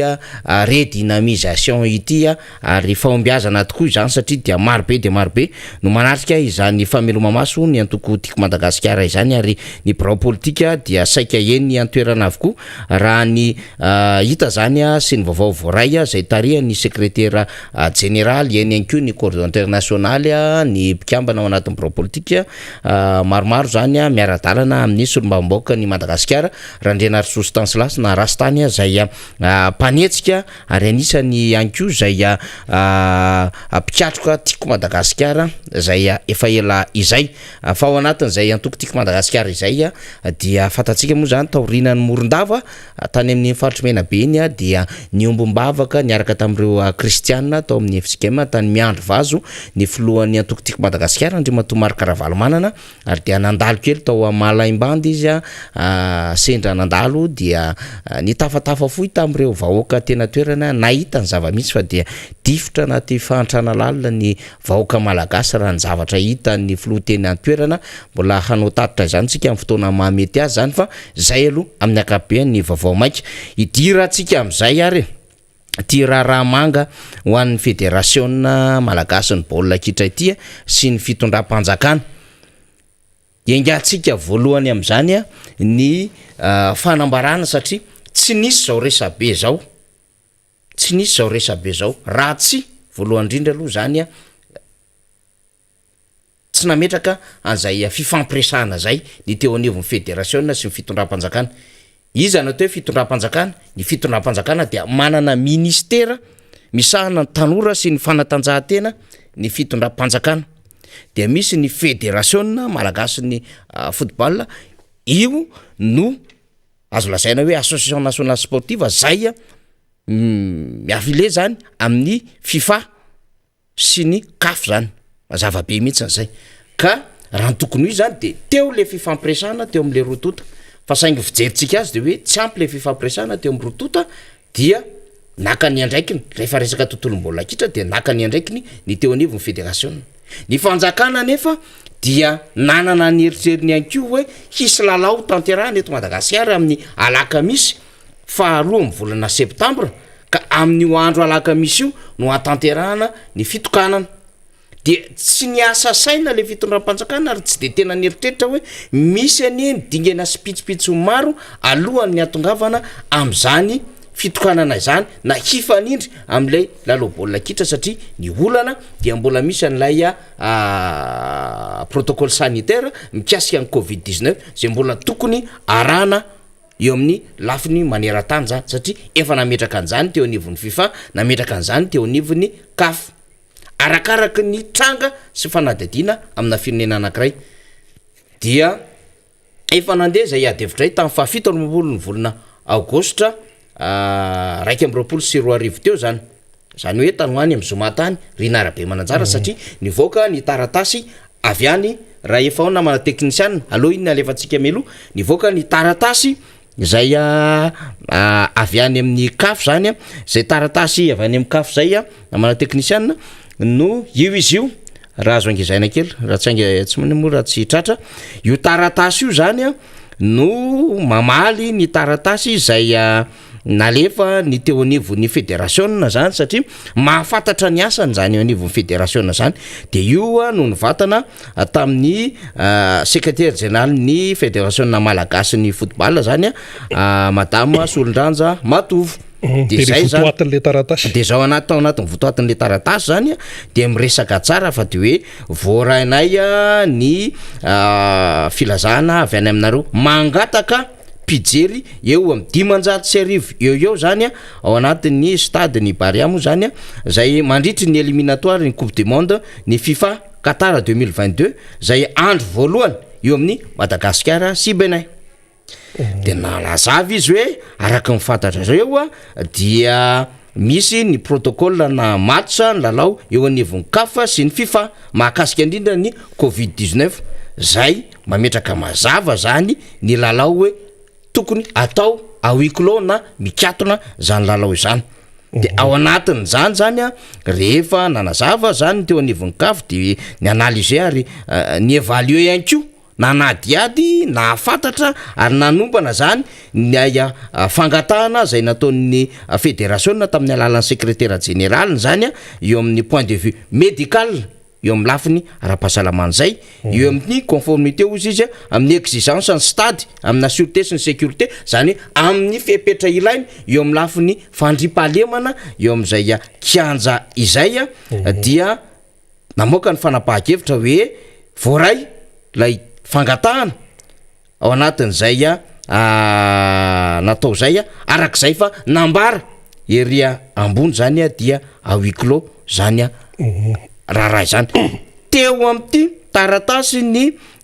avy any Egypte ity tany Leclerc nenga ny taratasy tamin'ny fahafito amby 20 volana Aogositra Rina Rabe Mananjara teo no niainga zany ary Raoul Simpenda zany zay directeur du développement raha tsy diso io rangaha io dia tokony ho tonga eto Madagasikara am'ty androany ity satria misy délégation avy amin'ny CAF zany zay hijery ny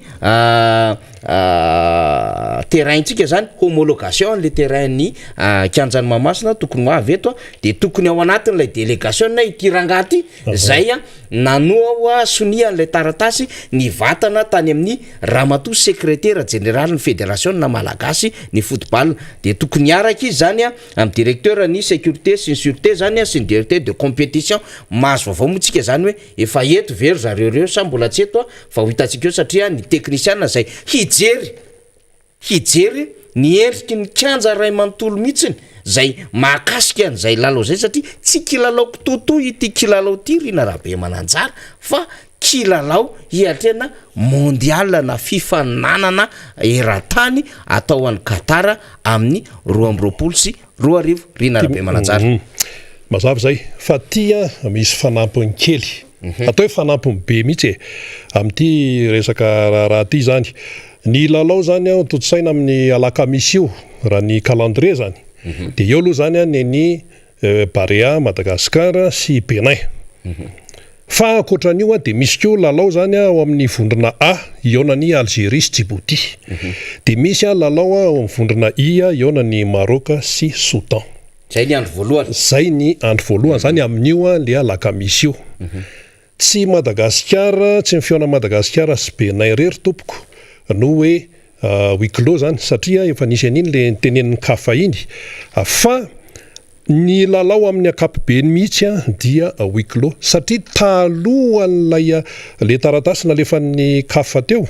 laotsika anaraka tsara dia efa nisy fanazavana ankapobeny ho an'izay firenena afrikana rehetra manao éliminatoire manao élimination zany amin'ny fandraisana anjara amin'ny mondial 2022 ho totsaina any Qatar.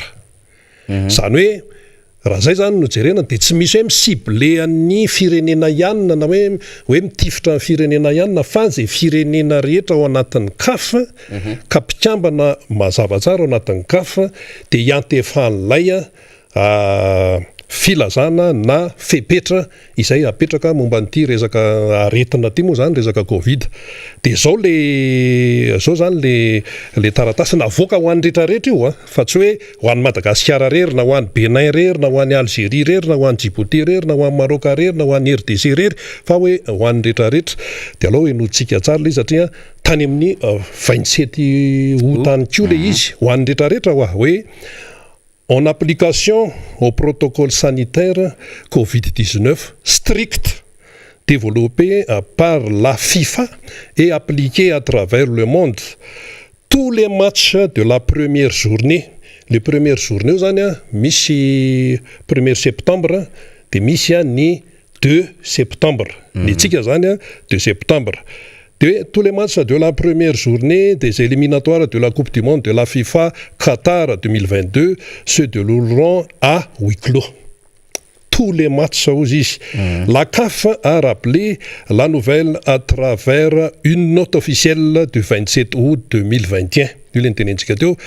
adressée à la majorité des fédérations africaines de football.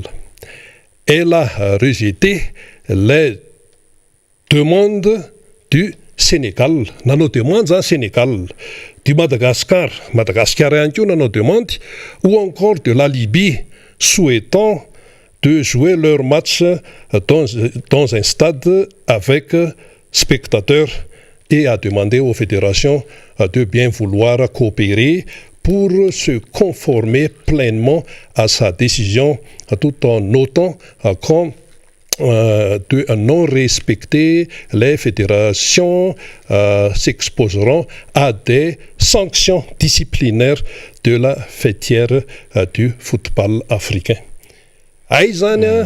I Madagascar zany nangataka hoe alors angamba asina firy moa le nangata Madagascar le specta 1500 ny atsika 1500 fédération hoe angataka hoe ho asina mpijery 500 sy arivo zay ny atsika de I Sénégal koa kay nangataka an'izany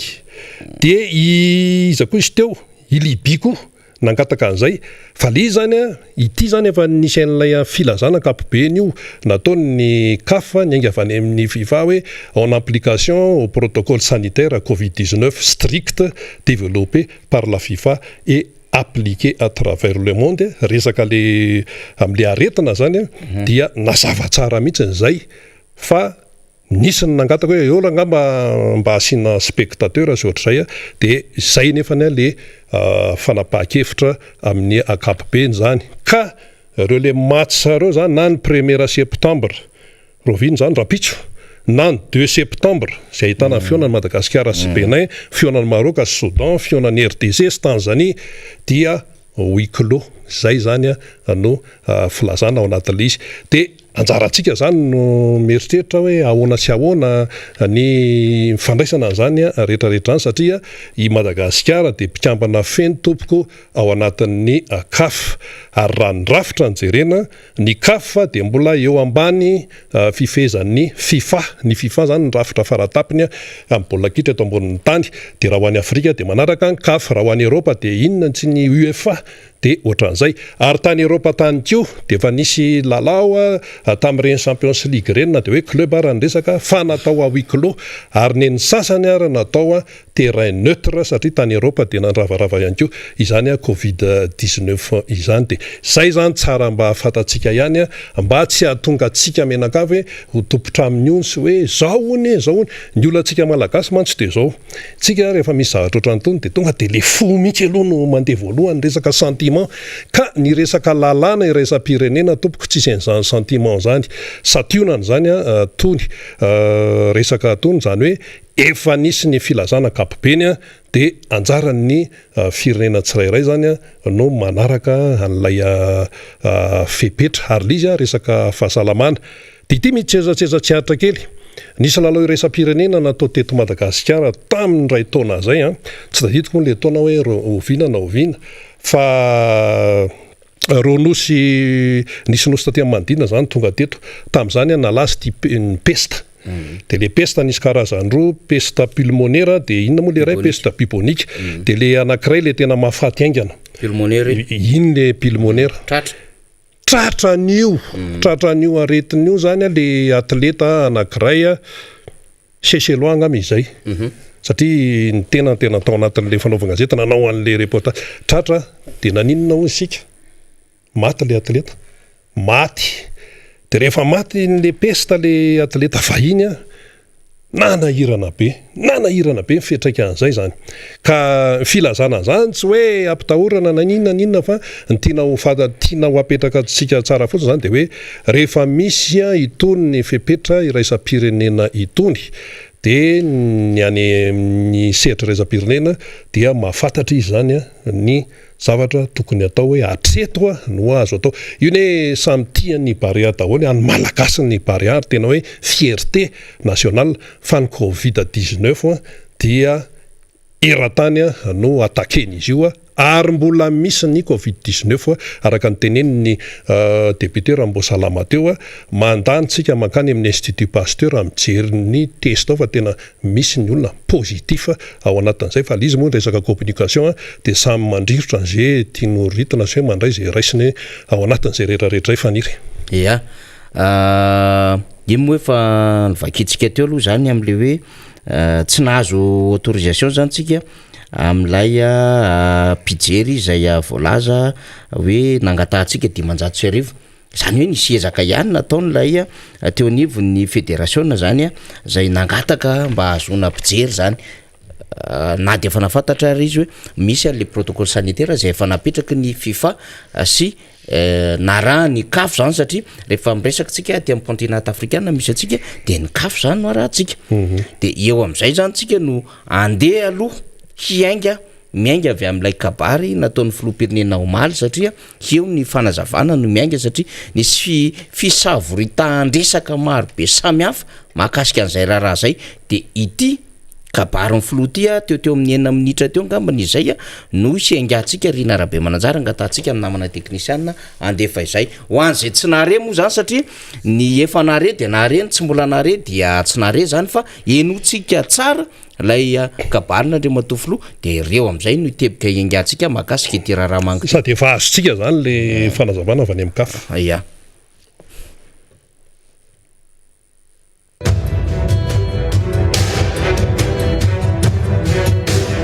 Ny délégation malagasy dia omaly no nody fa za kosa dia androany satria dia tiako no niaradi niaradalana niandra nyreto ekipa nationale tsika reto dia ny Barea satria hiatrika ny fifanitsanana amin'ny fandraisana anjara amin'ny mondial 2022 tsika efa zava-dehibe zany hiatrika an'izany fifanitsanana mba ahafahantsika mandray ny mandray anjara amin'izany coupe du monde izay atao amin'ny 2022 izany. Lalao moa araka ny fantatry ny malagasy dia atao ny Bénin sy ny Madagasikara no ifanitsana zay atao amin'ny faharoa ny volana septembre ho avy zao. Ny faniritsika dia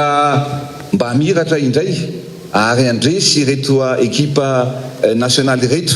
matokotsika satria au grand complet zareo ankehitriny ary zava-dehibe zany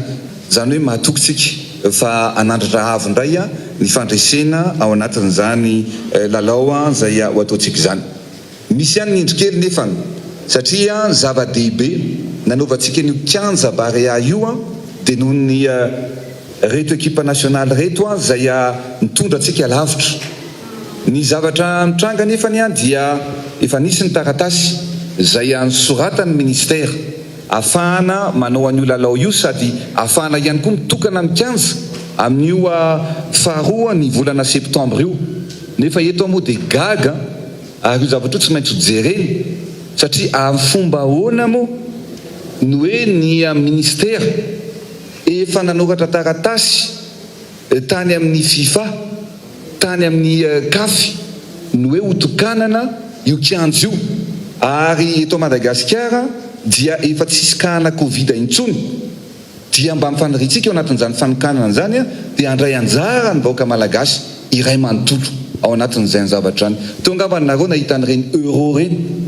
dia jerevy tsara ny fifananana fa feno sy hipoka ihany koa ny kianja fa ny zavatra mahatsikaiky dia hoe fa alalana viaiza no ahafahan'ny fédération na malagasy anoratra any amin'ny CAF hoe 1500 personnes no angatahana hijery an'io match io. Sabotage zany ary zay no mavoatsika tsika samy malagasy ihany mifamingana kianja nataontsika io any Barea kianja apray any malagasy marina fa maleo teny nareo anatin'ny fédération fa hoaka kosa mba tsy fanimingana ohatr'izao tsika satria zao le mavoan'ny malagasy ezaka lehibe no ataontsika dia ianareo maningana fotsiny no tsy fitiavana olona ray no tsy fitiavana olona roa dia zao tsika malagasy homenatra eo anatrehan'izao tontolo zao satria hoe marary ny fonareo raha vita ny kianja tsy faly be nareo raha hofeny olona anatrika ny barea sy anoana ny barea ny tianareo zany dia tsisy anatrika ny olona dia avelilalao eo fotsiny zany ny joueur atsika reo joueur nangataka hoe mba tianay mba aleony malagasy mba hijery mba ampisehonay ny firaisakiny fa tsika indray manoratra taratasy any hoe mangataka zay mba ho 1500 ny olona hijery dia inona ny tenen'ny FIFA inona ny tenen'ny CAF tsy mahazo misy mijery ao dia faly nareo mitehaka nareo maniny tsy maniny fa félicitation ho an'ny fédération malagasy zay ny tsy nampandroso an'ity baolina kitra ity hatramin'izay mba samban'izao mba misy filoham-pirenena mamnoana reo joueur atsika reo mijaly reo ny sasany avy any États-Unis hatramin'izay classe économique ny andehanany reo miforotra kely mijaly vo tonga aty ho zaho zay araka aminareo équipe nationale mandeha classe affaire daholo nareo mila se reposer nareo mila atohanany nareo zany le firaisakiny nataon'ny fédération hatramin'izay inony tsy mandobe d'avion no mampandeha classe économique ny reto joueur reto tsy manisy asina amin'ny malagasy ianareo fédération na malagasy tsy manisy asina amin'ny joueur ianareo fédération na malagasy ary melohako ny zavatra ataonareo noho izany tsy maintsy itokanatsika io stade io ary misaotra ny coach satria ny malagasy dia liana amin'ny fanaovana ny stade io dia efa ny CAF moa dia andefa teknisianina indray zany rapitso ho avy aty ahoana moa no zavatra teneninareo tamin'ny covid aritsika mbola feny covid teto afaka nisy nanatrika atsasaky ny stade no nomena atsika anatrika tany Tomasina manino tsika tsisy kahana covid atsony eto fa dia nareo amin'ny fédération no migafy sy misopatra an'izao lanonana zavatra atao zao faly nareo bravo fa tandremy fa mbola tsy vita io resaka io mbola tsy vita io fa ny fitokanana iarahana amin'reto joueur reto tokony mena courage reto joueur reto dia ataontsika zany amin'ny sabotsy fa 4 ny volana septembre Samuel Eto'o any ivelany mpilalao kalaza faly satria tonga teto izy dia niresaka zay mirahalahy hoe hanao stade lehibe io zay zaho izy monsieur le président rehefa vita io stade io ho avy malaza zany Samuel Eto'o zany dia rehefa anatin'ny Facebook any ho avy eo izy atsika indray zany miteny hoe tsy mila tokanana io ka zay tsika zay olona ray roa misopatra amin'ity fampandrosoan'ity Madagasikara ity dia ho hitanareo ny toyany ho hitanareo fa fantatro daholo izy ireo hoe izy dia ho hitanareo nazo anareo zao nareo manokatra sy manosiny fa tsy ekeko zany miaro ny vahoaka malagasy sy ny mpakafia ny barea zay no zavatra ataontsika tsy maintsy mandresy ny barea reto dia mampirisika anareo joueur ny coach ianareo rehetrarehetra mba avita soa mba ampiseho any malagasy satria ny baolina kitra no mampiray atsika malagasy io no hoany mampitambatra antsika malagasy rehetrarehetra ao anatin'ny sambre lehibe tsika dia mba iriko mba hitapo mba irahina indray tsika rehetrarehetra amin'ny fiorahana amin'ny fandresenareo fa dia nialoka zay mandalo dia mba ataontsika ho masandro mibalika fa mirary soa ary mirary fandresena ho an'ny équipe nationale malagasy saotratsika rehetrarehetra.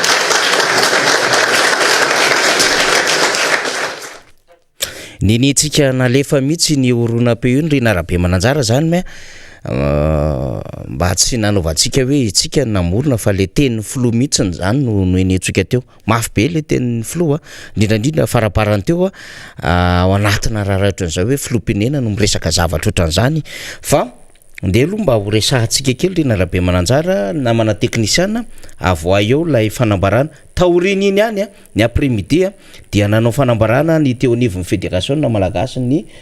football zany efa eo le izy tao anatin'izay vakiko vetivetika le izy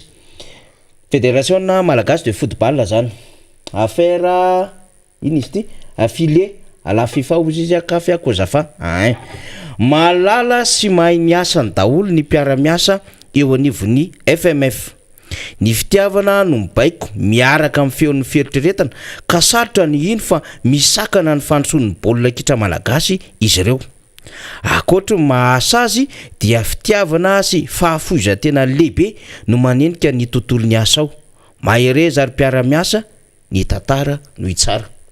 Zay zany a no fanambarana zay a navoaka ny teo anivo ny fédération malagasy ny football Rena Rabe Mananjara ao anatin'ny tiraraha ty. Inona am'izay ara no zavatra ho resahantsika, ny zavatra resahantsika mazava be zao zany vao nijery an'le en tête tsika zay nalefan'ny fédération malagasy ny football dia affilié à la FIFA, CAF, COSAFA. Misy dika zany teny zany hoe mifandray tsara zany amin'ny FIFA, ny CAF, ny COSAFA, ny fédération malagasy ny football. Ity fédération ty raha ohatra ka resahantsika dia ao anatina lalàna izy ty zay tahaka ny association nationale ngezabe fa miandraikitra ny tontolo ara-panatanjahantena izy. Zay zany ny statut hitondrany azy fa miaffilé zany se conformer izy amin'ny statut an'ny FIFA. Zay zany no nananganana azy.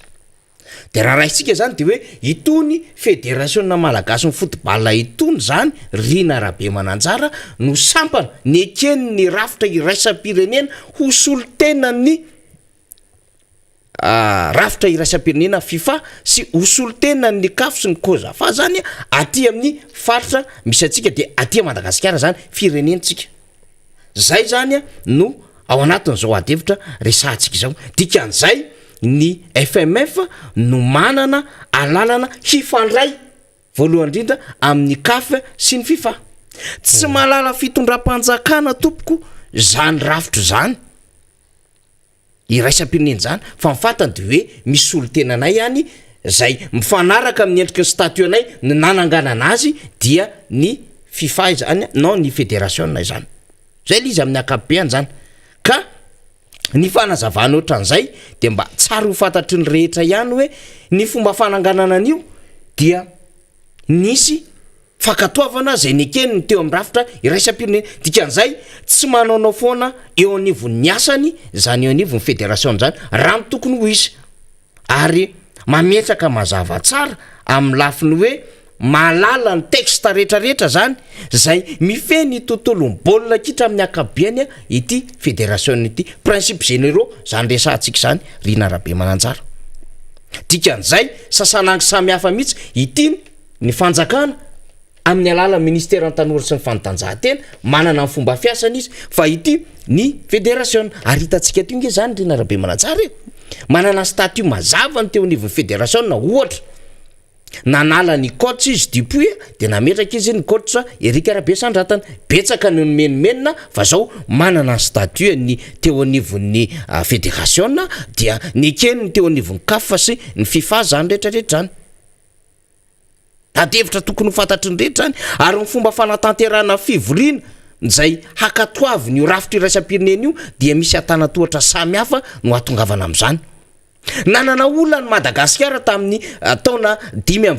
na 7 ka hatrany taona 7 na 7 tany mihitsy azy Rena Rabe Mananjara de nanangana n'ilay comité national de coordination CNC nasolo an'ity fédération ity tamin'izany fotoana andrany satria ity fédération ity zay manana statut en association isika dia nanana olana tamin'izany fotoana andro zany.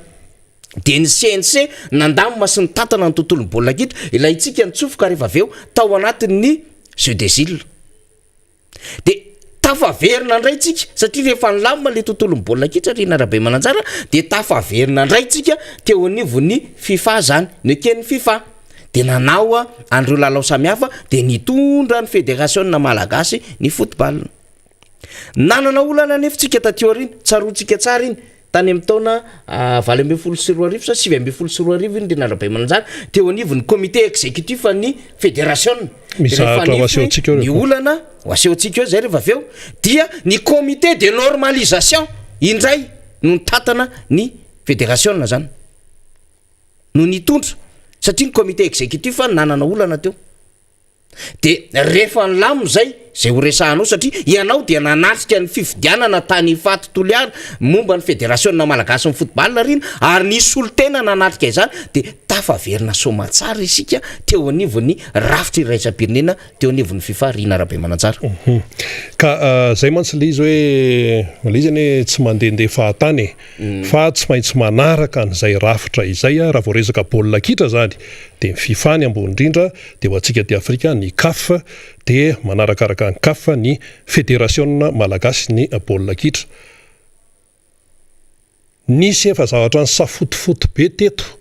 tamin'ny resaka baolina kitra io tamin'ny talohany ny fidianana ny mpikambana amin'ny fédération malagasy ny baolina kitra amin'izao fotoana izao zany dia naraka ny tenen'ny faniry teo hoe nisy ny comité de normalisation ny mission an'izy io dia ny hoe anatotosa akoatra ny fampandehanan-draharaha ankapobeny dia hoe anatotosa ny fifidianana ny mpikambana amin'ny fédération malagasy ny baolina kitra. Zay zany mission ny comité de normalisation io nitarihan'ny ramatoa Atala Beatrice. Dia natao ilay fifidianana izany indrindra hoe ny resaka filoha zany tamin'ny namarana azy hoe ny filohan'ny FMF dia tany Ifato tany Toliara no nanatanterahana an'ilay izy. Dia nisy soratra lehibe zany teo ivelan'ilay hôtely zany milaza an'io fifidianana io le izy. Raha mijery an'io zany sika dia zao ny soratra hoe comité de normalisation fédération malagasy de football assemblée générale ordinaire élective tamin'ny 24 aogositra 2024 dia misy ligue BDB reo 12 roa-roapolo nisy ligue dia ny lehibe any ligue zany no nandatsabato dia jereo tsara ny logo ery ambony ery fa tonga dia FIFA tompoko no misoratra eo dia avy eo misaka kely tsika dia mandeha le soratra dia inona indray ny logo manaraka eo CAF ny logo manaraka eo dia zay vao ary amin'ny sisiny ankavanana ary ny fédération malagasy ny baolina kitra resaka logo zany io zany no milaza hoe eo ambany fahefana sy fiahin'ny FIFA ary atapiny ery ny CAF dia ny manaraka ny CAF ny fédération malagasy ny baolina kitra io zany no lamina izay mipetraka. Rehefa nandeha zany ny fifidianana tao dia ny voaka voaka tao anatin'ny fifidianana ny sy hoe filoha zany hitarika ny fédération malagasy ny baolina kitra sy zay mpikambana tao anatin'ity FMF ity zany dia io zany dia nivalide ny FIFA satria nisy olo tena ny FIFA tao nisy olo tena ny CAF tao tamin'io tany Ifato io dia ity tsy moa na madama na mademoiselle na fa io ramatoa io zany dia anisan'ny solo tena ny FIFA ho an'izay mahita télé sy Facebook sy mahita an'le sary izy zany no solo tena ny FIFA tamin'io fifidianana io ary ny anisan'ny andraikitra izay asahanina izay nazavaina teo dia hoe tamin'ny présentation dia io ramatoa io no miandraikitra manokana any Madagasikara ao amin'ny FIFA izy miandraikitra manokana Madagasikara satria naninona nasiana izay olona hoe miandraikitra manokana Madagasikara satria ny safotofoto be ny fandehany tontolo amin'ny baolina kitra teto amintsika talohan'io fifidianana zay nototsaina tany Ifato io zany fifidianana no karakaray ny comité de normalisation zany safotofoto be tamin'le resaka hoe fifidianana tsina dia tsy hita zay fandehany ny Barea tamin'ny reny efa hoe tafiditra tao anatina fifantsana dia sahirana be zany ny tontolo ny baolina kitra dia vita zany zay ilay fifidianana izay dia io ireo mpikambana zany no cautionné teo anivon'ny FIFA sy ny CAF zay zany mba tsara ho fantatsika ihany zany hoe zay zavatra mitranga zany amin'ny tontolo amin'ny baolina kitra aty Madagasikara dia fantatry ny any apotiny any fantatry ny any amin'ny FIFA any fantatry ny any amin'ny CAF any na andaingalaingeto ary tsika hoe zao na manana dia fantatry ny any io satria raha anka Madagasikara noho le vokatra le safotofotoana be talohany nisy ny fifidianana iny dia nasiany olona manokana mihitsy misahana Madagasikara any amin'ny FIFA inona ny asany manao fanaraha-maso sy ny hoe fijerena akaiky ahoana sy ahoana tomboky ity ny Covid-19 izay tsisy nanam-po dia nisy zany lay afepetra no raisiny tany amin'ny FIFA aloha arak'le mivakina teo zany dia ny FIFA zany napitana azy taty amin'ny kafa ho an'ny taty Afrika. Zay zany ny fandehan'ilay izy ka ny matsa rehetra zany dia huis clos. Nisy amin'ny io lakamisy io ankoatra ny fiona Madagasikara sy Benin dia misy ny fiona-ny Algérie sy Djibouti huis clos, Maroc sy Soudan huis clos, RDC, Tanzanie huis clos. Zay zany no tsara tena hoe ho fatatsika tsara ao anatin'izay rehetrarehetra resaka aretina le izy. Dia teo moa zany ny filoham-pirenena tao anatin'le fitenenana taony teo hoe teto Madagasikara tsy misy kahana Covid intsony. Zay zany no teneny teo niaraka naheny teo tsika dia asa aloha ahoana tsy aza aloha inona ny tena dikan'izay fa raha hoe kahana Covid aloha zany raha hoe makany amin'ny Institut Pasteur isika ohatra fotsiny zany dia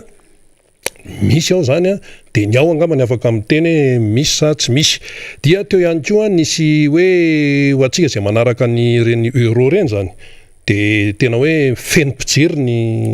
zany makinaka ny filoha ohatra hoe jerevo ny pijery euro izy ho an'ny euro zany zao efa feno pijery ny tribune sy ny gradin any amin'ireny toeran'ireny ohatra hoe any faraparany teo zao tamin'ny Bundesliga jereko mihitsy fionan'ny Bayern sy Hertha Berlin tena feno. Nandeha indray tany Paris tany Frantsa taloloha teo fionan'ny Nice nisy Olympique de Marseille dia le nisy totono sy torakadavanga korotana be tena korotana ambony ambany tamin'io match io voaingana zany dia feno ihany koa le kianja zany feno pijery dia le izy zao no tsara ho fatatsika aloha ny any Eropa zany dia efa ambony be ny endry zareo ny taux de vaccination. Azotsika jereny zany azotsika mariny zany efa misy tafakatra zany amin'ny 1% ny taux de vaccination satria ny vaccine ihany no atao hoe terme international zany jereny ny raisam-pirenena amin'ny resaka hoe fidiry matoa ianao zao tafiditra any Frantsa dia manana an'le passe ianao passeport vaccinal fa ny any ivelany ihany tsy mijery zavatra hafa ka raha ohatra zany jerena ny eto Madagasikara hoe firesan-jato no vita vaccine latsaky ny ray isan-jato dia latsaky ny ray isan-jato fa matoa zany feno pijery baolina ny any Eropa amin'izao fotoana zao dia efa mihoatra ny 1% ny sasany taux de vaccination efa mihoatra ny 7% ny amin'ny firenen-kafa tsy resaka betsaka akoatran'izay fa anjarantsika zany no mandray tsara ary eto dia tsy namafisina hoe isika tsara manaraka vaovao foana tsara manaraka vaovao foana fa tsy hoe misy ny tsy fitovikeevitra politika dia hoe tsy ho arahana vaovao fa mampalahelo ny ery faniry amin'ity resaka hoe tsy fitovikeevitra ara-politika ity dia nampivady ara tsy miray fandriana intsony le anankiray le lehilahy ary amin'ny fandriana ray ary ny le vehivavy ary amin'ny fandriana ray satria miady amin'ny resaka fomba fijery politika. Nefa ozy ny baiboly hoe zay nampiraisin'Andriamanitra oka tsy ampisarahan'olona ity zany hoe zay nampiraisin'Andriamanitra oka tsy ampisarahan'ny firehana politika dia ohatrany tsy ihany zay fa tsy mety zany fa le izy zany alaotsika manaraka tsara dia anjarany tsirairay zany no mandray hoe ahoana zany no fipetraka le izy marina fa tsy tokony atao tompotra-miono ny olona rehetra zany ary tokony ho fantatra tsara daholo ny vaovao rehetra ity zao resaka baolina kitra ondra misafotofoto le izy sinsisa dia anjarany tsirairay zany ny tsika no mandray zay tandrify azy fa ny tsika moa zany amin'ny fandarana toy itony dia ny milaza mivahoaka amin'ny hoe zavatra misy io le fitenenana hoe ny teny zato ny kabary arivo fa ny marina tokana ihany. Eny raha raisina zany dia ny fédération zany no manana an'izay fahefana zay hanoratra ny amin'ny FIFA sy ny CAF ary valiany ny FIFA sy ny CAF fa tsy ny fitondram-panjakana mihitsy zany satria efa manana ho isika ny rafitra zany FIFA zany sy ny CAF zany amin'ny alalan'ny fédération na any amin'ny retoanareo raha ohatra ka misy zavatra mikorotana tsy manaraka an'izay endriky ny lalàna iraisam-pirenena zay le fédération dia zay le antony na tonga ho isika hoa le hoe comité national de coordination la CNC tamin'ny fotoanandro dia zay ihany koa ilay nisy le comité de normalisation tamin'ny fotoanandro satria misy zavatra tsy mirindra tsy milamina ao anatin'ilay fédération dia miditsartsehatra zany le ndretrarehetra ireny amin'le rafitra amin'ny sehatra iraisam-pirenena ary raha manaonao vontsika ka minimandika an'izay fepetra apetraky ny rafitra iraisam-pirenena zay rina rabe mananjara de mazava le soratra ao fa miantra ny fitsipika de any vao mainka zava-doza satria sanction disciplinaire ozy mandika an'le fitsipika dia potika tanteraka ao anatin'izay indray zany tsika satria voatery diso lay lalana zay safiditsika hoe de tena ny atsika ihany no mety amin'ny alala ny endriky ny fitondram-panjakana zany efa ny ainatsika any zany nisy fotoantsika tsy afaka nandray rina rabe mananjara lalao iraisam-pirenena nikanjany mahamasina de nafindra lisy taiza tany barika dimy tateo rina ary efa nisy koa faty olona teo amin'ny kanja mahamasina nokatra le fantsahana sa inona de reny rehetrarehetra mitarika sazy avokoa reny rehetrarehetra mangalatra fotoana kely tsika mba mangataka kely amin'ny namana teknisiana sy mipampalala vaovao satria efa maraparana zay sy rena rabe manjary tsy voateny indray le izy fa nytiana horesana ao anatin'izao raharaha zao de hoe ndraindray rehefa mandinika le izy tsika de hoe hainy le fitondram-panjakana ve le andraikitra raisina manoloana nylay fédération fa mazava mihitsy ny fanambarana ataon'ny fédération teo zay hoe mahalala ny asany reo mpikambana eo niveau fédération ary miasa izany ampanetretena miasa izany amin'ny fofeny fitiavana ary ny tantara no itsara ozy zareo matoa ange zay tokoa manko ny zavatra resantsika rina rabe mananjara hoe tsy taiza no ny fédération migafy taiza ny tantarany sambany teo amin'ny tantarany Madagasikara mbola kitra zany nisy flou nanoana de niraisina moa zany le classe économique de zao classe affaires ohatran'izany azafady tompoko nanana problème ny mpilalao baolina kitra malagasy nandritsy ny vanim-potoana maro mifandimby teto Madagasikara fa nitady vahaolana amin'izany filo ny fandimby rehetra teto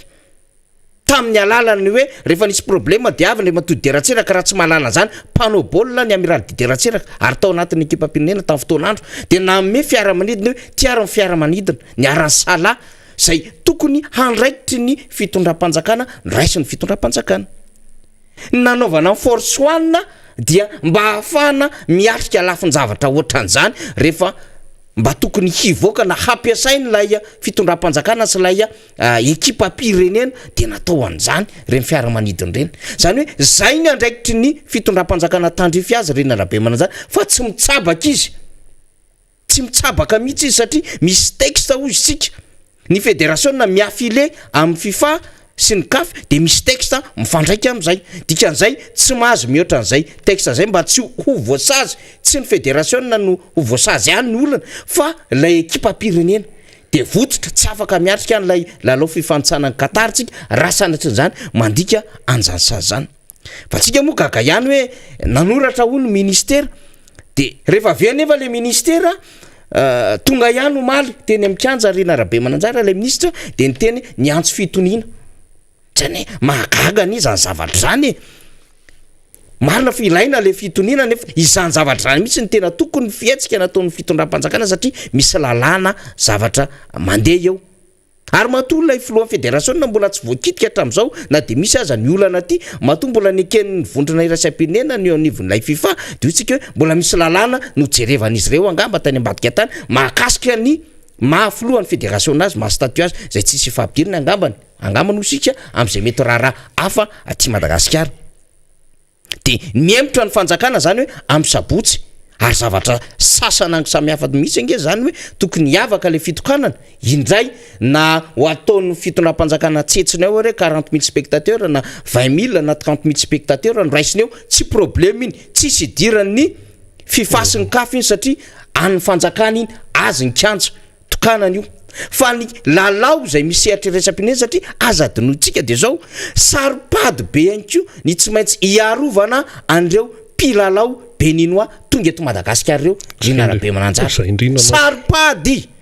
même na Samuel Eto'o tonga eto Madagasikara zany ny statut Samuel Eto'o zay manana zay mpilalao teo amin'ny setra iraisam-pirenena zany manahirana rehefa tonga teto ngia Drogba za anisany nandeha niazakazaka teny amin'ny Carlton Madagasikara Hilton izy tamin'izany fotoana andrany tao no mipetraka ny Elephant en Côte d'Ivoire nahita kely angia Drogba fa tena enjana be ny fomba fiarovana azy na ny sakafo na ny toerany ipetrahany Drogba na ny fiarakodia andehanana sy ny sisa rehefa niatrika kila lalao tetra mikiandrany Mahamasina zany Côte d'Ivoire sy Madagascar zay le nanomezany président Marc Ravalomanana lay fahatsiarovana vanily mosa inona tamin'ny natao vanily natao endrika baolina izay sa kopy sy de tsaroko tsara fa ohatrohatran'izay izy tamin'izany fotoana andrano fa niarovana tsara tena narovana zany satria lay statut ngeza be ka justement ny président ngezao miteny an'le hoe tsisy covid eto officiellement ve zany izy miteny an'izay nefa ny état d'urgence sanitaire vondraisina tamin'ny 22 août mbola tsy mihoatra ny efajato tsy mihoatra ny efajato ny ao anatin'ny efitra midiny sy sisa gesta barrière mbola apetraka reto avy mbola tsy misokatra aloha sy ny sisa amina toerana samihafa de gaga ihany tsika hoe ny flou mametraka état d'urgence sanitaire ny fitondram-panjakana nefa ny flou zany teny hoe tsisy covid atsony eto omaly moa zany tena ngeza be nafatariny eny hoe tsisy covid atsony bon sika zany mieritreritra hoe après 15 jours zany taorinany 22 août nakana ny état d'urgence sanitaire iny Rina Arabe Mananjara dia efa foana zany iny angamba no tsika zany satria ny flou no confirme an'izay fa eto alohan'ny anomezako anao fitenenina satria mba taitra ihany am'le hoe inona moa ny vita amin'ny fédération na nandritra an'izay tsy niantoka saranalana tsy niantoka zao mba any amin'ny classe affaire fa tsy classe économique sisy marina zany sahirana le fédération na tompoko de raha ohatra izy ka misy andraikitra tokony raisiny fitondram-panjakana normal zany fa amin'ny fampandehanana ny tontolo ny baolina kitra iza no afaka ilaza fa tsy nanao ninina teto Madagasikara zany fédération zany azafady reo mpilalao reo mbola misy ny lovaina tamin'ny akademia ny antsika tamin'ny androna ny matody de ratsiraka natsangana reny école de football reny mba ahafahana mijery relève aty aorina même nany ajesaya école de football tery tostery satria napetraka ny politika fédération na fandipo tamin'izany fotoana andrany de hoe mba hanometraka relève vaovao isika ka hanomana mpilalao baolina kitra ho taratsy ny any arina de hitatsika io lay vokatra lay nametraka an'ireny école de football mety kolkafa nanangana azy fa zao nametraka tao anatin'izany politika zany nakatoavy ny fédération ny ametrahana an'ireny école de football reny mba azotsika relève ary tadidio ty zavatra ty ny toerana nisy ny Scorpion de Madagascar tompoko de faharoa teo amin'ny fifananana afrikana fa zao inona ny olana tsy nahafahantsika nanao kanina Rina Arabe Mananjara satria mbola 12 niatrika kanina ne tamin'izany fotoana andrany de tikan'izay lay voalohany isambondrona ihany no miatrika an'le kanina de tamin'ity zany nakarina ho 420 de faharoa nisy atsika zany hoe voatazona foana le toerana nisy atsika fa ny tombo betsaka ndray zany le hoe 420 afaka miatrika kanina de tikan'izay lasa tafiditra tsika fa tsy le voalohany tsony ndraisina fa mbola ao anatin'lay larana faharoa teo amin'ny sehatra lay isambondrontsika voatazona trano zany fa noho ny fampiakarana lisa handray anjara anatin'le kanina dia nanana chance hiatrika an'izany Madagasikara faranteo ary ny tena problème fiasco ao Madagasikara satria tsika efa avy niatrika kanina tonga tena napahefadalana rarakitsika ary mbola voatazona le hoe 420 mandray anjara firenena mandray anjara ao anatin'izany Coupe d'Afrique des Nations zany de hiteny venao hoe tena tsy niasa ny fédération fa nga moramora miatrika championnat national zany tsy moramora zany Rina Arabe Mananjara atram'izay ka atram'izao